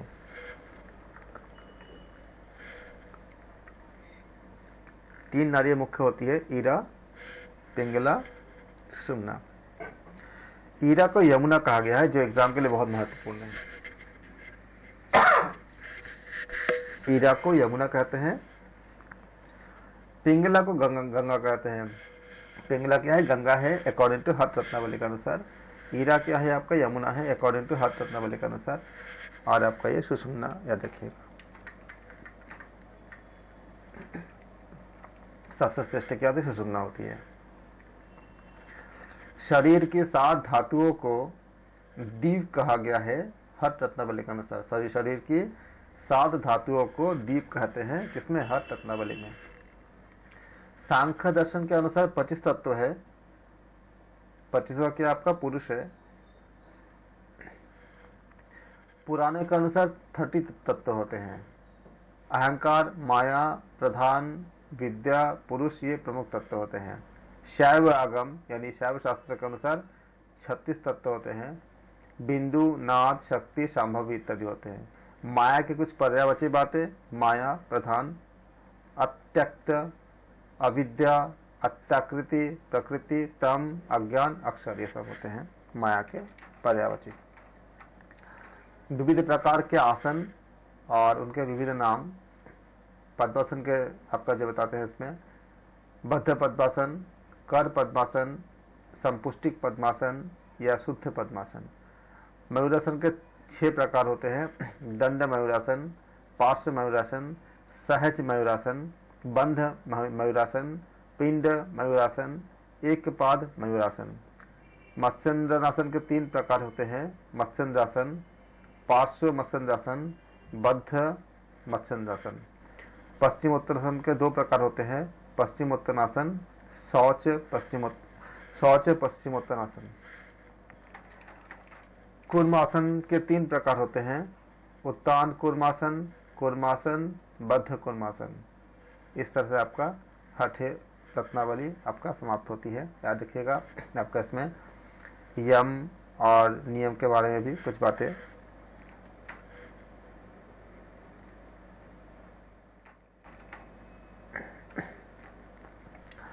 यम में क्या होती है आपका याद रखेंगे। यम में आपका आता है अहिंसा, सत्य, अस्तेय, ब्रह्मचर्य, क्षमा, धृति, दया, आर्जव, मिताहार, शौच। और नियम में आता है पश्चाताप को ढींग कहते हैं, संतोष, दान, आस्तिकता, विश्वास, ईश्वर पूजन, सिद्धांतों का श्रवण, मति यानी बुद्धि, व्रत, जप और तप। ये 10 यम और 10 नियम का उल्लेख त्रिशिखी ब्राह्मण उपनिषद और दर्शन उपनिषद योग्यवल्क्य में भी मिलती है। और अगर आपको सिमिलरिटी के भी पूछे जाएंगे तो आप इसका से बताएंगे। ये हमने कंटेंट किया हमने बहुत शॉर्ट में हठ रत्नावली के अनुसार। शिव संहिता में खाली फैक्ट्स देखेंगे जो एग्जाम्स के लिए बहुत महत्वपूर्ण है। शिव संहिता में सिद्ध सिद्धांत पद्धति के सभी आपका जो तत्व होती है इसमें खाली अंतर होती है एक का। परिचय में क्या है, ये इसमें 5 पटल है जबकि सिद्ध सिद्धांत पद्धति में आपका 6 है, इसलिए एक आपका कम है। इसमें शिव और भगवान शिव और माता पार्वती का संवाद है शिव संहिता में। इसमें सत्यता अभेद ज्ञान की है। प्रथम पटल में क्या है, वेद। इसमें वेद के 2 भाग बताए गए हैं। कर्म फल के 2 प्रकार है, स्वर्ग रूप और नरक रूप। लिखते रहिए, एग्जाम्स के लिए यह फैक्ट बहुत ही महत्वपूर्ण है। वेद में क्या है, कर्म कांड और ज्ञान कांड। कर्म कांड में क्या क्या है, इसके 2 भाग है, निषिद्ध कर्म, विधि कर्म या निषिद्ध कर्म, विधि कर्म। विधि कर्म के 3 भाग है। नित्य मतलब जिसको नहीं करने से पाप मिलता है। एग्जाम में पूछे जाता है कि नित्य कर्म क्या है शिव संहिता के अनुसार। तो शिव संहिता के अनुसार नित्य कर्म वो कर्म है जिसको न करने से पाप मिलती है। और काम्य कर्म वो कर्म होती है, ये इच्छा के लिए होती है। काम्य कर्म ये आपका विधि कर्म में के अंतर्गत ही आती है 3 भाग में शिव संहिता के अनुसार। फिर आता है आपका नैमित्तिक कर्म। नैमित्तिक कर्म क्या होती है, यह फल की प्राप्ति के उपरांत होते हैं नैमित्तिक कर्म। तो हमने क्या देखा, हमने शिव संहिता में आपका वेद के 2 भाग है। कर्म फल के 2 प्रकार, एक स्वर्ग रूप एक नरक रूप। तो हमने क्या देखा, हमने कर्म कांड और ज्ञान कांड। कर्म कांड के एक होती है आपका निषिद्ध कर्म, एक होती है विधि कर्म। विधि कर्म के 3 भाग है, नित्य कर्म जिसको नहीं करने से पाप मिलेगा, काम्य कर्म यह इच्छा के लिए होती है, और नैमित्तिक कर्म यह फल की प्राप्ति के उपरांत करते हैं। समस्त संसार कर्मों के नियम से संचालित होते हैं अकॉर्डिंग टू शिव संहिता। यह पुनर्जन्म को माना जाता है अकॉर्डिंग टू शिव संहिता में। यह संपूर्ण संसार, यह शिव संहिता में संपूर्ण संसार को दुख मानते हैं। और शिव संहिता में स्वर्ग में भी क्या होती है, दुख होती है, क्योंकि फल के बाद जब वापस आने पड़ते तो बहुत दुखी होते हैं। किस व्यक्ति को सकाम कर्म का त्याग कर देना चाहिए, जो इस संसार और परलौकिक संसार के फलों को नहीं चाहता, उस व्यक्ति को सकाम कर्मों का त्याग कर देना चाहिए शिव संहिता के अनुसार। नित्य और नैमित्तिक कर्मों के प्रति भी आसक्ति का त्याग करना है शिव संहिता के अनुसार। पुण्य और पाप दोनों कर्मों का त्याग करके ज्ञान मार्ग की ओर प्रवृत्त होता है शिव संहिता के अनुसार। ज्ञान मार्ग से जो आगे बढ़ता है उसे सोहम का बोध होता है शिव संहिता के अनुसार। अध्यास और अध्यारोप क्या है? रज्जु में सर्प की प्रतीति होती है। जो अपवाद क्या होती है? जो वस्तु जैसी है वैसा उसका वैसा ज्ञान होना, यह अपवाद कहलाता है। विकार क्या होती है? तत्व रूप में परिवर्तन होना, जैसे कि दूध से दही बनना, इसको विकार कहते हैं। वितरणा क्या होती है? तात्विक रूप से परिवर्तन का ना होना। अभिद्य क्या होती है? जो नित्य है वो अभिद्य है। सभी संकल्पों का त्याग करने वाला व्यक्ति आत्मा को आत्मा के द्वारा आत्मा में ही देखता है। संसार का मूल कारण क्या है? माया। संसार में क्या होती है? एक शत्रु मिलते हैं, एक मित्र मिलते हैं, और कुछ ऐसे मिलते हैं जो उदासीन है, ना हमारे शत्रु है ना मित्र है, अकॉर्डिंग टू शिव संहिता। माया का ब्रह्म के साथ संयोग होने से ही सृष्टि का सर्जन होती है अकॉर्डिंग टू शिव संहिता। आकाश वायु, वायु से अग्नि, अग्नि से जल, जल से पृथ्वी, पृथ्वी से गंध। और तत्व गुण अगर बात करेंगे तो आकाश में क्या होती है? शब्द, वायु में क्या होती है? स्पर्श या चंचलता, अग्नि में तेज, जल में रस, पृथ्वी से गंध है। जगत काल्पनिक रूप से सत्य है। आकाश का मात्रा में माया का ब्रह्म है।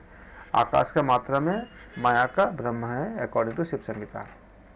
माया क्या होती है? पहले आवरण और फिर क्या होती है? विपरीत ज्ञानी विक्षेप होती है। रजो में जो सर्प की प्रतीति होती है वह विक्षेप के कारण होती है।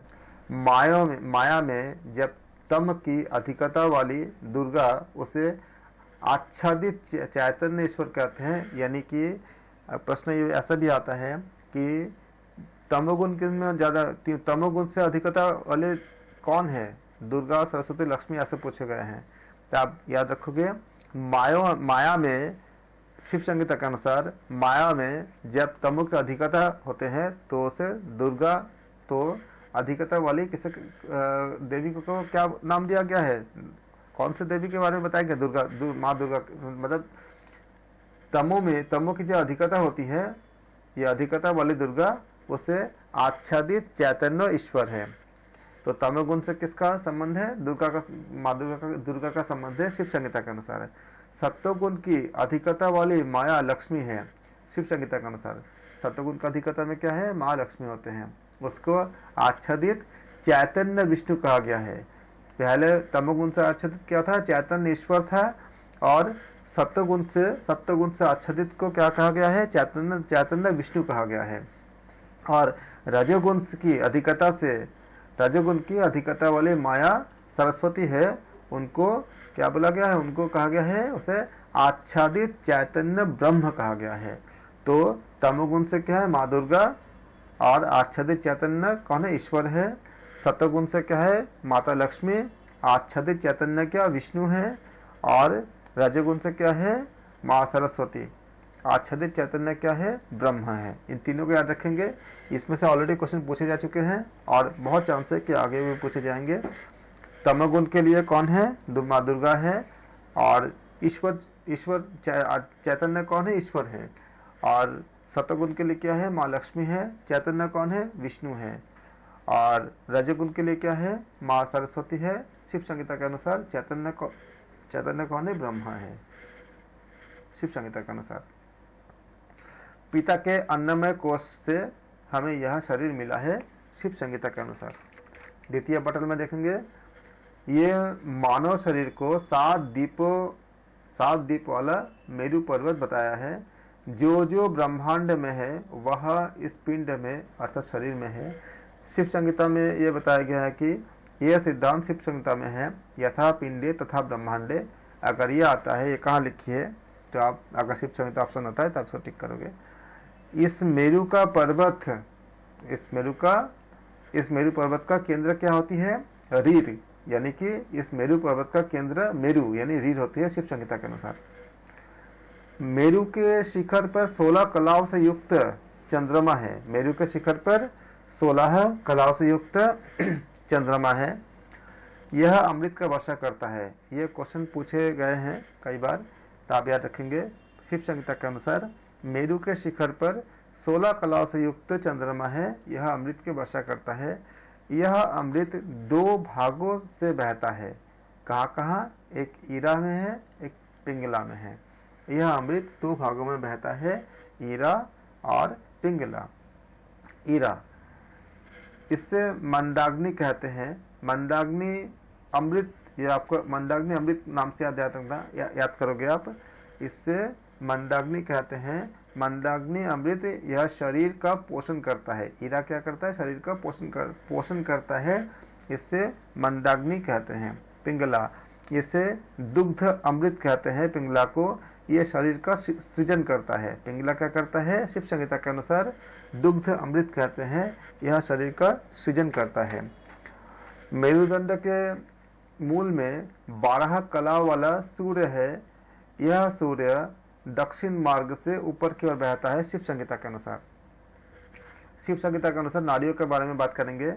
मनुष्य में 3,50,000 यानी 3.5 लाख नारियां है, जिसमें 14 प्रमुख है। शिव संहिता के अनुसार 14 प्रमुख क्या क्या है? 14 प्रमुख नारियां जिनके नाम पूछे जाते हैं: सुषुम्ना, ईरा, पिंगला, गांधारी, हस्तजीविका, कुहू, सरस्वती, उषा, शंखिनी, पद्मस्विनी, वारुणी, अलम्भुषा, विशोधरा, यशस्विनी। इनमें से 3 प्रमुख नारी क्या है? सुषुम्ना, ईरा और पिंगला। 3 में से एक सर्वश्रेष्ठ कौन है? सुषुम्ना।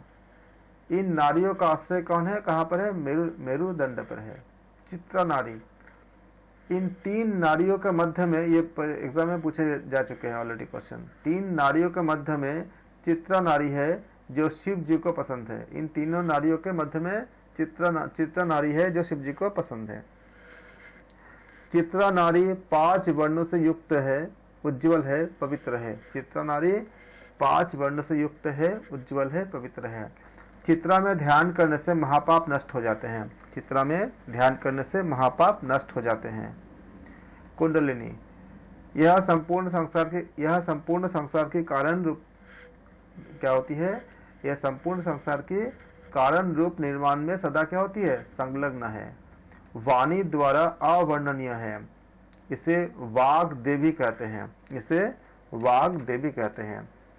ईरा नारी, ईरा नारी मेरुदंड के वाम यानी बाएं भाग में है और सुषुम्ना नारी के साथ ये बाएं नासिका में आती है। पिंगला नारी, पिंगला नारी मेरुदंड के दाएं तरफ तथा नासिका में बाएं तरफ है, अकॉर्डिंग टू शिव संहिता के अनुसार। सुषुम्ना नारी, ईरा और पिंगला दोनों के मध्य में स्थित होते हैं। इसमें 6 चक्र होते हैं या 6 स्थान होते हैं। इसके 6 स्थान हैं, इसके 6 चक्र हैं, इसकी 6 शक्तियां हैं। अन्न नारिया मूलाधार से उत्पन्न हुई है। स्थान का नाम क्या है? जिह्वा, लिंग, नेत्र, पैर के अंगूठे, कान, कुक्षी मतलब पेट होता है, पेट मतलब कुक्षी, हाथ का अंगूठा, गुदा और पैर। पैर की अग्नि को वैश्वानर अग्नि कहते हैं। पैर की अग्नि को क्या कहते हैं? वैश्वानर अग्नि कहते हैं शिव संहिता के अनुसार। तृतीय पटल में देखेंगे जो बहुत ही महत्वपूर्ण, जिसमें से कई बार आपका एग्जाम में आ चुका है। मनुष्य का हृदय स्थल 12 कमल दलों वाला है। मनुष्य का हृदय स्थल क्या होती है? 12 कमल दल वाला होता है। क, ख, ग, घ, अंग, च, छ, ज, झ, य, ट, ठ। इसी हृदय कमल में प्राण निवास करते हैं। प्राण के कार्यों, वृत्तियों और उनका नाम। प्राण क्या है आपका? प्राण, अपान, समान, उदान, व्यान। फिर क्या है आपका? नाग। क्या काम? नाग का काम क्या होती है? डकार लेना। कूर्म का अपान के साथ क्या? कूर्म होती है। कूर्म का काम क्या होती है? पलक झपकना। क्रिकल का काम क्या होती है? भूख प्यास। देवदत्त क्या करता है, जम्हाई के लिए होता है। धनंजय क्या करता है, हिचकी के लिए होती है। इसमें प्राण और अपान क्या है आपका, श्रेष्ठ है। तृतीय पटल के अनुसार शिव संहिता के गुरु की महिमा, जो साधक गुरु को पूर्णतया प्रसन्न करके, जो साधक गुरु को पूर्णतया प्रसन्न करके यत्न पूर्वक योग विद्या की उपासना करता है, निश्चय ही उसकी विद्या शीघ्र फलदायी होता है। गुरु ही माता पिता और ईश्वर है, अकॉर्डिंग टू शिव संहिता के अनुसार। शिष्य को मन, कर्म और वाणी से गुरु की सेवा करनी चाहिए, शिव संहिता के अनुसार। चरण कमल को दाहिने हाथ से स्पर्श कर 3 परिक्रमण करके दंडवत प्रणाम करना चाहिए, शिव संहिता के अनुसार। सिद्धि व सफलता के 6 लक्षण हम जानेंगे शिव संहिता के अनुसार। फल प्राप्त होगा ऐसा ही विश्वास, श्रद्धा से युक्त होना, गुरु की आराधना करना, समता का भाव रखना, इंद्रियों को वश में रखना, परिमित आहार यानी मिताहार करना, शिव संहिता के अनुसार। प्राणायाम, शिव संहिता के अनुसार हम प्राणायाम के अध्ययन करेंगे। सुंदर और स्वच्छ मठ, कुटी में, मठ को तो कुटी होती है, कुटी में, मठ को कुटी भी कहते हैं, इसका एग्जाम में आ सकता है, आप याद रखना। मठ मतलब कुटी भी होती है, जहाँ कुटिया जिसे कहते हैं ना, कुटी जहाँ रहते हैं। सुंदर व स्वच्छ मठ यानी कुटी में पद्मासन में बैठकर योगाभ्यास करने चाहिए। यह प्राणायाम को पवन अभ्यास भी कहते हैं। और पवन अभ्यास कहाँ किसे कहते हैं, एग्जाम में पूछे गए कई बार, याद रखिएगा। प्राणायाम को शिव संहिता के अनुसार पवन अभ्यास कहते हैं। शिव संहिता के अनुसार 20 बार कुंभक करने चाहिए। कितने बार करने चाहिए, 20 बार करने चाहिए, अकॉर्डिंग टू शिव संहिता। और 4 बार यानी प्रातः काल, मध्याह्न, सायं और अर्धरात्रि में कुंभक करना चाहिए, शिव संहिता के अनुसार। शिव संहिता के अनुसार 3 मास तक करना है, इससे नारी शुद्ध हो जाती है, शिव संहिता के अनुसार। नारी शुद्ध की इस अवस्था को हम कहते हैं आरंभ अवस्था। शिव संहिता में बताया गया है नारी शुद्धि की यह अवस्था को आरंभ अवस्था है, ऐसा बताया गया है। नारी शुद्धि के प्रभाव 3 महीने के अभ्यास से हमें क्या मिलती है, शिव संहिता के अनुसार हम देखते हैं कि इसमें जब साधक को संतुलित शरीर होता है, सुगंधित होता है, कांति युक्त होता है, स्वर को साधित करने वाला होता है। भोजन जब सूर्य स्वर चल रहा हो तब करे, याद रखिएगा। भोजन कब करना चाहिए, शिव संहिता के अनुसार जब सूर्य स्वर चल रहा है तब करते हैं, थोड़ा थोड़ा कई बार में। सोना कब होता है, शिव संहिता के अनुसार जब चंद्र स्वर चल रहा हो तब सोने जाना होता है, तब सोना होता है, शिव संहिता के अनुसार। शिव संहिता के अनुसार कुंभक 3 अवस्थाएं होती है, कुंभक की 3 अवस्था होती है। और शिव संहिता में बताया गया है इन सबके अभ्यास से भूचरी सिद्धि प्राप्त होती है। क्या सिद्धि प्राप्त होती है, भूचरी। एग्जाम क्वेश्चन है, पूछा गया ऑलरेडी, हम भी रिवीजन में करेंगे इसको आप इसको याद रखेंगे कि इन सबके अभ्यास से भूचरी सिद्धि प्राप्त होती है, भूमत पृथ्वी होती है।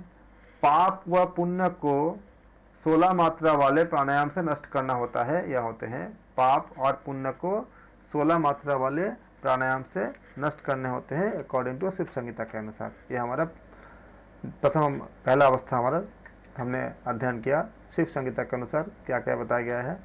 अब हम द्वितीय अवस्था में आएंगे, घटावस्था। घटावस्था में क्या बताए गए हैं शिव संहिता के अनुसार, इसमें प्राण, अपान, नाद, बिंदु, जीवात्मा, परमात्मा की एकता हो जाती है, अकॉर्डिंग टू शिव संहिता के अनुसार। प्राण, अपान, नाद, बिंदु, जीवात्मा, परमात्मा की एकता हो जाए और 1 प्रहर माने 3 घंटे होते हैं, 1 प्रहर अभ्यास से प्रत्याहार की प्राप्ति होती है और 1 प्रहर वायु रोकने से कुंभक सिद्ध होती है। ये फिगर को आप याद रखेंगे, संख्या को। 1 प्रहर वायु रोकने से कुंभक सिद्ध होती है। शिव संहिता के अनुसार कुंभक सिद्ध कब होती है, 1 प्रहर यानी 3 घंटे जिनके वायु जो रोक पाते हैं साधक उनके सिद्ध होती है, कुंभक उनके सिद्ध होती है। और 1 प्रहर में क्या होती है, 3 घंटे होती है। एक प्रहर के अभ्यास से प्रत्याहार की प्राप्ति होती है। परिचय अवस्था देखें, हम अध्ययन करेंगे। इसमें परिचय अवस्था में प्राण वायु ईरा और पिंगला को त्याग कर स्थिर हो जाता है। परिचय अवस्था में शिव संहिता के अनुसार कुंडलिनी शक्ति जागृत होकर चक्रों का भेदन कर सुषुम्ना में प्रवेश करती है। परिचय अवस्था में शिव संहिता के अनुसार प्रारब्ध इस अवस्था में प्रारब्ध कर्म यानी परिचय अवस्था में प्रारब्ध कर्म, संचित कर्म और क्रियमान कर्म ये करते हैं। और ओम के जाप से शिव संहिता के अनुसार ओम के जाप से संचित और क्रियमान कर्मों को भी नष्ट करेगा जब ओम का जाप करेंगे शिव संहिता के अनुसार। जो प्रारब्ध है उसे भोगने के लिए शरीर धारण करेगा शिव संहिता के अनुसार। जो प्रारब्ध है उसे भोगने के लिए शरीर धारण करेगा शिव संहिता के अनुसार। निष्पत्ति अवस्था, इसमें मूल आधार तक 5 घड़ी तक लिंग स्थान, नाभि स्थान, हृदय और भूमध्य में 5 घड़ी धारण करनी है। इसके निरंतर अभ्यास से निष्पत्ति अवस्था उत्पन्न होती है शिव संहिता के अनुसार। इनमें अनादि कर्म, जो कर्म का जो बीज होती है, इसमें अनादि कर्म बीज नष्ट होकर अमृत तत्व को प्राप्त कर लेते हैं शिव संहिता के अनुसार। आसन, भगवान शिव ने 84 आसन बताए थे। इनमें से 4 श्रेष्ठ क्या क्या है? सिद्धासन, पद्मासन। सिद्धासन से क्या होती है? पाप से मुक्त होते हैं शिव संहिता के अनुसार। पद्मासन से क्या होती है? परम दुर्लभ आसन बताए गए हैं शिव संहिता में। उग्रासन, उग्रासन एक्चुअली पश्चिमोत्तानासन ही होती है, नाम बदल थोड़ा अलग होते हैं, इसका याद रखेंगे। उग्रासन यानी प्राण वायु सुषुम्ना में आपका प्राप्त होती है। और क्या होती है? स्वास्तिक आसन। तो ये 4 आसन को नाम याद रखेंगे, शिव संहिता में बताया गया है। सिद्धासन, पद्मासन, उग्रासन, स्वास्तिक आसन। सिद्धासन, पद्मासन, उग्रासन, स्वास्तिक आसन। शिव संहिता में बताया गया है सिद्धासन, पद्मासन, उग्रासन और स्वास्तिक आसन। चतुर्थ पटल की बात करेंगे। योनि मुद्रा, जब पाप नष्ट होते हैं, 1000 ब्रह्महत्या सभी लोगों का नाश कर दे, सब नष्ट हो जाते हैं योनि मुद्रा से। जब पाप नष्ट होते हैं, 1000 ब्रह्महत्या सभी लोगों को नाश कर दे, ये सब पाप ये सब नष्ट हो जाते हैं। इसमें अभ्यास को प्रमुख माना गया है। मुद्राएं क्या होती है आपके? योनि मुद्रा, और इसमें है मुद्राएं हैं आपका महामुद्रा, महाबंद, महावेद, खिचड़ी, जालंधर बंद, मूलबंध, उड्डयन बंद, विपरीत करनी, वज्रौली, शक्ति चालनी। 10 मुद्राओं से अलग एक मुद्रा और क्या है? योनि मुद्रा है। शिव को बिंदु और शक्ति को रज रूप में मानते हैं शिव संहिता के अनुसार। शिव को क्या है? बिंदु मानते हैं और शक्ति को क्या है? रज मानते हैं। शिव कौन है? बिंदु है। शक्ति कौन है? रज है। शिव कौन है? बिंदु है। शक्ति कौन है? रज है। शिव बिंदु है, शक्ति रज है शिव संहिता के अनुसार। पंचम पटल में बात करेंगे। पंचम पटल में भोग मुक्ति मार्ग में बाधक है। धर्म रूप विद्वन, स्नान, पूजा विधि, हवन, शारीरिक शुद्धता के प्रति आग्रह, व्रत, उपवास, मौन इंद्रिय निग्रह, ध्येय, ध्यान, मंत्र, दान, 10 दिशाओं में प्रसिद्धि इत्यादि। ज्ञान रूप विघ्न, गोमुखासन का अभ्यास, भौतिक क्रिया से शुद्धि, नाड़ियों का संचरण प्रक्रिया का ज्ञान, प्रत्याहार द्वारा इंद्रियों का निग्रह, शीघ्रता से उधर को घुमाना, इंद्रिय मार्ग से मन का विषयाकार होना, नारी कर्म इत्यादि। भोजन रूपी ज्ञानी विघन क्या होती है? खान पान से संबंधित क्या होती है इसमें? हम इसके बाद हम देखते हैं कि योग के प्रकार में आपका मंत्र योग, लय योग, हठ योग, राजयोग। और हठ रत्नावली हमने क्या देखा था? हमने इसमें मंत्र, लय, राज और हठ योग था। ये दोनों का जो आगे पीछे जो अंतर है ये आपको एग्जाम में कई बार पूछे गए हैं। शिव संहिता में क्या बोला गया है, पहले मंत्र योग लय योग तो ठीक एक ही है, लेकिन हठ योग और फिर राजयोग बताया गया है आपका शिव संहिता में, जबकि हठ रत्नावली में क्या बताया गया था, राजयोग और हठ योग बताया गया था। साधक के प्रकार शिव संहिता के अनुसार साधक के प्रकार जो मृदु होते हैं वो 12 वर्ष के अभ्यास से होते हैं। जो मृदु मध्य अधिमात्रक के लिए 6 वर्ष का ध्यान होते हैं और अधिमात्रक के लिए 3 वर्ष का ध्यान होते हैं। और संसार को साधन को पार करने में आपका जो पार करने के लिए आवश्यक होते हैं। मृदु साधक क्या होते हैं, कौन होते हैं मृदु साधक, वो साधक जिसमें लोभी पापी रोगग्रस्त अधिक भोजन वाला जो मृदु साधक होते हैं वह 12 वर्षों तक अत्यंत प्रयत्न पूर्वक अभ्यास करेगा, फिर गुरु से दीक्षा करेगा और मंत्र योग का अधिकारी वो बनता है। मध्य साधक समबुद्धि वाले, क्षमाशील, पुण्यार्थी, प्रियमबद्ध समानता, लय योग का अधिकारी बनता है और ये साधक 9 वर्ष का अभ्यास करते हैं। कितने वर्ष का अभ्यास करते हैं, 9 वर्ष का अभ्यास करते हैं जो मध्य साधक होते हैं, 9 ईयर्स।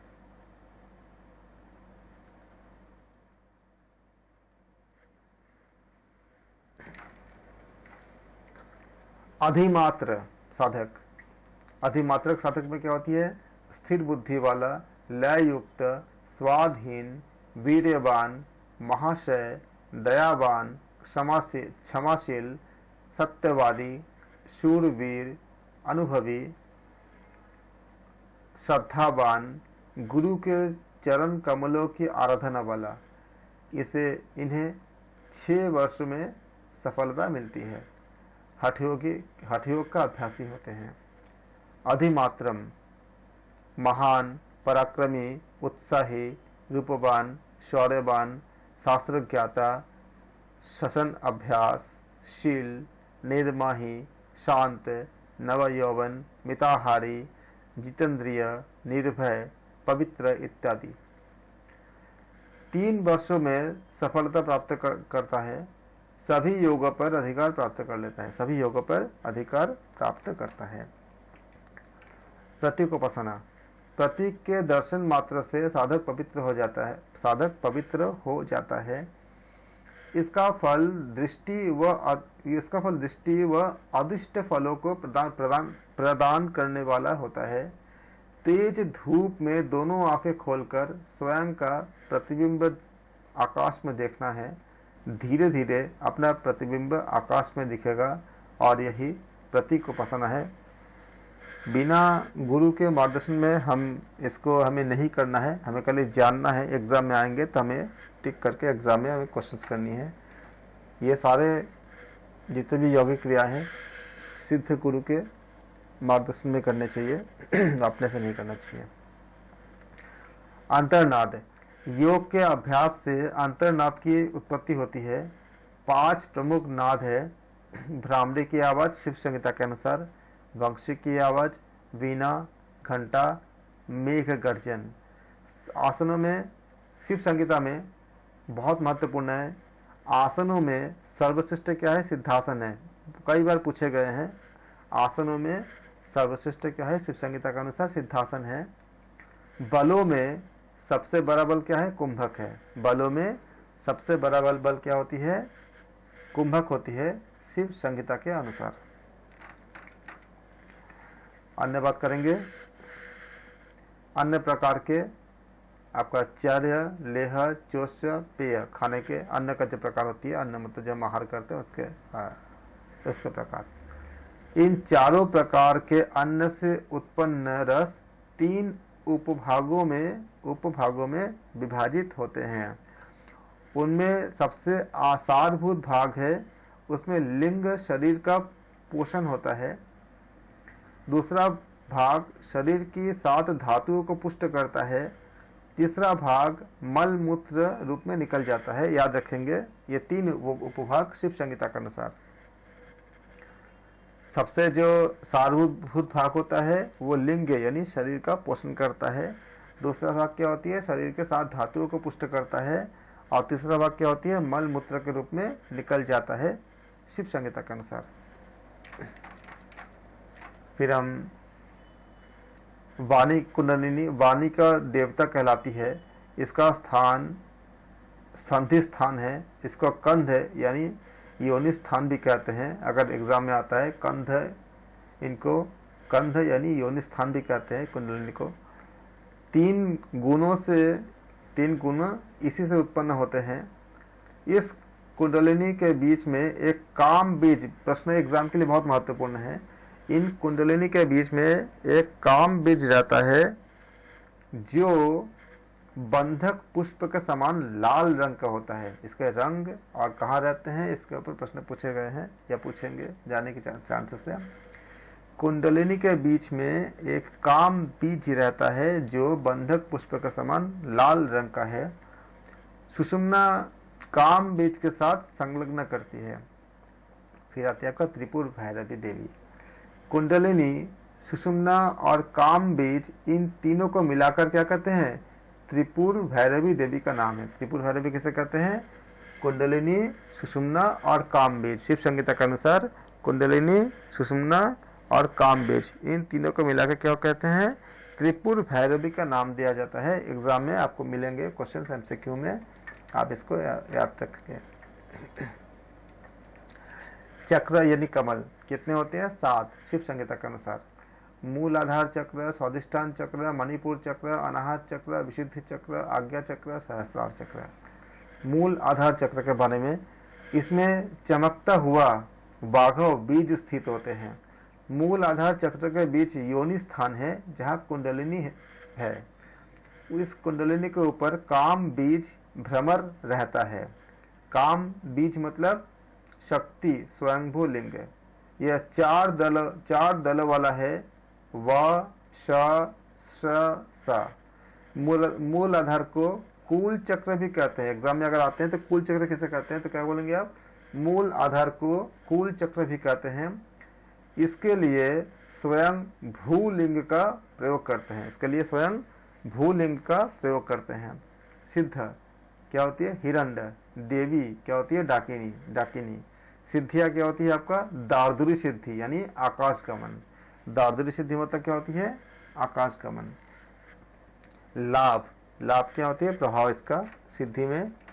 उत्तम कांति होती है, जठराग्नि बढ़ती है। उत्तम कांति, जठराग्नि बढ़ती है। आरोग्यता, पटुता, सर्वज्ञता होती है। तीनों कालों की जानकारी होती है। जिन शास्त्रों को श्रवण नहीं किया उसे भी जान लेता है। ऐसे योगी के मुंह में सरस्वती निवास करती है। जाप से मंत्र सिद्ध होता है। पाप समूह नष्ट हो जाते हैं। सोचिए कि ऐसे भी स्थिति होती है कि जिन शास्त्रों का श्रवण नहीं किया उनका भी ज्ञान हो जाता है। इसलिए हमारे जो ऋषि मुनि होते थे उनको कहीं जाके पढ़ने की आवश्यकता नहीं होती थी। सारे ज्ञान उनको ऐसे प्राप्त होती थी कि जो भी बता दे वो विज्ञान होता था। वो जिस वस्तु को चाहता है उसे प्राप्त कर लेता है। परमात्मा का दर्शन कर लेता है। बाह्य की अपेक्षा आंतरिक ध्यान श्रेष्ठ होते हैं।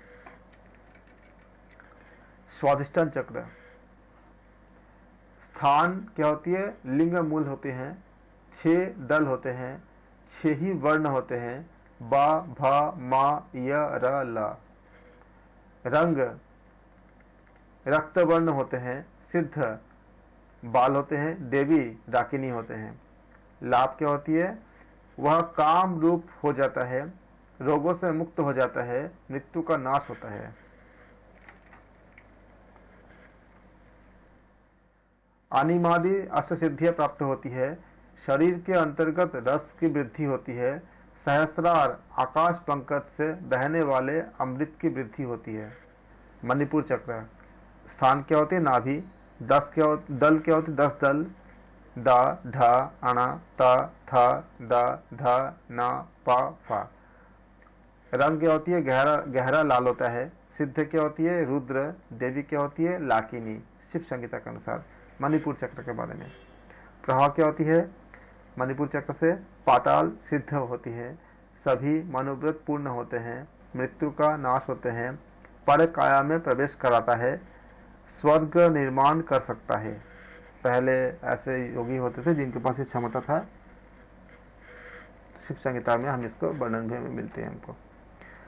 अनाहत चक्र, अनाहत चक्र इसमें क्या? इसमें काम बीज होते हैं। स्थान कहाँ होती है? हृदय। दल 12, वर्ण क्या होती है? 12, क ख ग घ अंग च छ ज झ य ट ठ। इस कमल पर एक प्रमोद चेज, उसका नाम वानलिंग है। सिद्ध क्या होती है? पिनाकिनी। और देवी क्या होती है? काकिनी।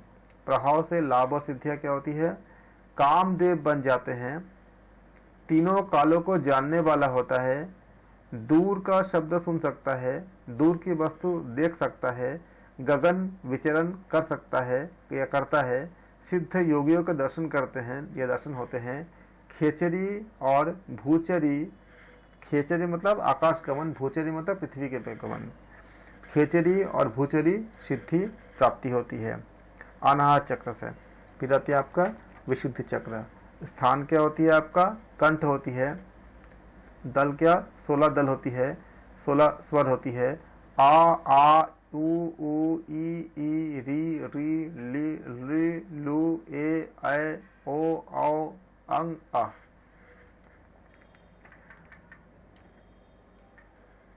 सिद्धि क्या होती है? आपका छांगलांड। देवी क्या होती है? शाकिनी होती है।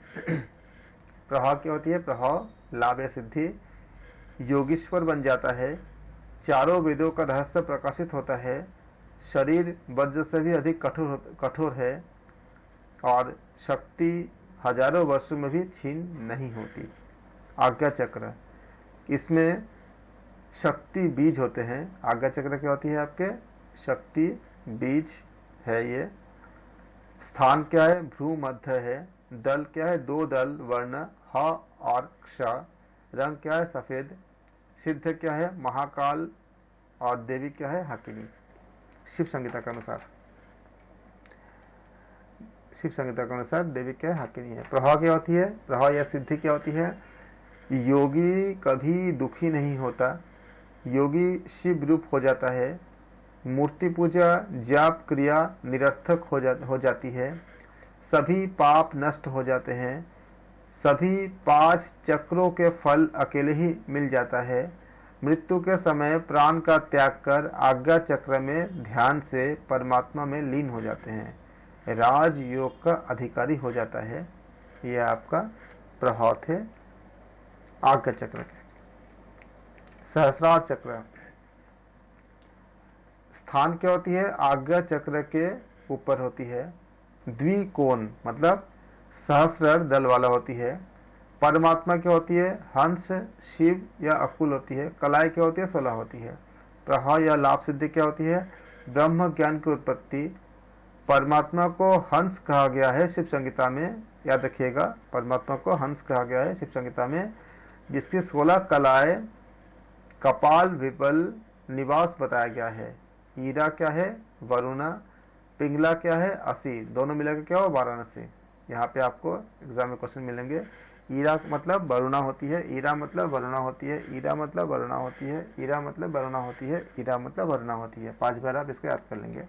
पिंगला मतलब 80 होती है, पिंगला मतलब 80 होती है, पिंगला मतलब 80 होती है, पिंगला मतलब 80 होती है, पिंगला मतलब 80 होती है। ये दोनों मिलाकर क्या होती है? वाराणसी होती है। इन दोनों के बीच में विश्वनाथ जी रहते हैं। इन दोनों के बीच में वाराणसी, जो हमने अभी देखा, हमने विश्वनाथ जी रहते हैं। सुषुम्ना नाड़ी यानी गंगा, मेरुदंड से बाहर रंध्र यानी सिर के ऊपर तक ये बताई गई है, ये गई है। वहां से आज्ञा चक्र के दाई नासिका से होते हुए बाई नासिका में आती है। इसका विवर सहस्रार चक्र है। ईरा नारी यानी यमुना, ईरा नारी को यमुना कहते हैं, और यमुना कौन है? सूर्यपुत्री है शिव संहिता के अनुसार। ईरा नारी क्या है? यमुना है। यमुना क्या है? सूर्यपुत्री है शिव संहिता के अनुसार। आज्ञा चक्र के दक्षिण भाग से बाई नासिका तक आई है, इसे उत्तर वाहिनी कहते हैं। याद रखिएगा, ईरा नारी को उत्तर वाहिनी भी कहते हैं, ईरा नारी को यमुना कहते हैं, ईरा नारी को उत्तर वाहिनी कहते हैं। आज्ञा चक्र के दक्षिण भाग से बाई नासिका तक आई है, ईरा नारी आज्ञा चक्र के दक्षिण भाग से बाई नासिका तक आई है ईरा नारी। इसको सूर्यपुत्री भी कहते हैं। सारी चीजों को आप एक साथ तैयार लिखेंगे, इसको तैयार करेंगे। पिंगला नारी, यह आज्ञा चक्र के बाई ओर से होती हुई दाई नासिका तक आती है। पिंगला नारी आज्ञा चक्र के बाई ओर से होती हुई दाई नासिका तक आती है। मूल आधार में विद्यमान सूर्य से निरंतर विष स्त्राव होता है। बिंदु, नाद, शक्ति 3 स्थान है जो शिव के ऊपर है। चित्रा नारी के ध्यान से पाप नाश और ब्रह्म ज्ञान की उत्पत्ति होती है। शिव जी को चित्रा नारी अत्यंत प्रिय है। सुषुम्ना के आधार मंडल में ब्रह्मरंध्र है। यहाँ तीनों ईरा, पिंगला, सुषुम्ना का संगम होता है। इस संगम में यानी स्थान में इससे परम गति प्राप्त होती है। सभी प्रकार के हम देखते हैं कि स्वदेज, अंडज, उद्भिज और जरायुज जो प्राणी होते हैं इनमें डिवाइडेड होते हैं। राजाधिराज योग क्या होती है? इसमें शिव संगीता के अनुसार अहम का भाव समाप्त करना, आत्म तत्व ही सत्य है यह भाव रखना, मैं और तुम का द्वैत भेद समाप्त करना, अखंड आत्मा का चिंतन करना, ये राजाधिराज योग के अंतर्गत आता है शिव संगीता के अनुसार। शिव संगीता के अनुसार अध्यारोप अभ्यास के बारे में बात किया जाएगा। अध्यारोप अभ्यास शिव संगीता के अनुसार किसी वस्तु में किसी दूसरे वस्तु का आरोप, इसे कहते हैं अध्यारोप आपका अध्यास कहते हैं इसको। अध्यारोप अध्यास किसी वस्तु में किसी दूसरे वस्तु का आरोप। अपवाद मिथ्या ज्ञान का हट जाना। फिर बीज मंत्र और जाप परिणाम। बीज मंत्र क्या है? मूल आधार चक्र में मूल आधार का क्या होती है? चमकता बाह्य बीज माना गया है। हृदय क्या है? अनाहत का ये काम बीज है। आज्ञा चक्र का क्या होती है? शक्ति बीज होती है। याद रखिएगा शिव संगीता के अनुसार। बीज मंत्र क्या होती है? बाघव प्लस काम प्लस शक्ति बीज, यह मोक्ष दिलाने वाले होती हैं। इसको इंद्रिय विजय भी होती है। शिव संगीता के अनुसार अगर जप के परिणाम 1 लाख जप से व्यक्ति कामदेव जैसा हो जाता है, 2 लाख जप अपने विषय के देवता साधक के वश में हो जाते हैं, 3 लाख जप से बड़े राजा भी उसके वशीभूत हो जाते हैं, 4 लाख जप कर्मचारी, राजा, सेना सभी वशीभूत होते हैं, 12 लाख जप यक्ष, राक्षस, नाग सभी वश में होते हैं, आज्ञा मानते हैं शिव संगीता के अनुसार। 15 लाख जप से सिद्ध पुरुष जो है वो विद्याधर सभी वश में होते हैं। 18 लाख जप से भूमि का त्याग होता है। 28 लाख जप से स्वामी अति मेधावी, सुंदर और महाशक्तिशाली होते हैं। 30 लाख जप से ब्रह्म विष्णु के समान होते हैं। 60 लाख जप से रुद्र के समान होते हैं। 80 लाख के जप से अमृत की प्राप्ति होती है। और जो 1 करोड़ जाप करते हैं, 1 करोड़ जाप से परम पद महायोगी त्रिपुरुष शिव को प्राप्त कर लेते हैं शिव संगीता के अनुसार। इस प्रकार हमने शिव संगीता के जितने महत्वपूर्ण फैक्ट्स थे, जो जितने डेटा हैं जो एग्जाम्स के लिए बहुत महत्वपूर्ण है, ग्रंथ बहुत बड़ी है, हमने कल उनका अध्ययन किया, जिसके आधार पे हम एग्ज़ाम के प्रिपरेशन और उससे संबंधित डिवीज़न प्रश्न को हम कर सकते हैं, एमसीक्यूज कर सकते हैं। यहाँ हमने हठ योग के 2 ग्रंथों का आज हमने समाप्त किया। अगले क्लास में और भी जो ग्रंथ हैं उनको हम समाप्त करके हम बहुत जल्दी हठ योग से संबंधित प्रश्नों का श्रृंखला आपके सामने लाएंगे और इसमें महा मैराथन क्लास भी होंगे जिसमें आपको कई ग्रंथों के संकलित प्रश्न जो एग्जाम में मोस्ट इम्पॉर्टेंट होंगे, जब पूछे जाने की बहुत संभावना होंगे, इसका आपका अभ्यास कराया जाएगा। थैंक यू सो मच, आप सबका धन्यवाद। आप लोग कोई भी तरह का कोई डाउट्स हो तो कमेंट कर सकते हैं या मुझसे कांटेक्ट कर सकते हैं, हम आपसे चर्चा करेंगे। Thank you.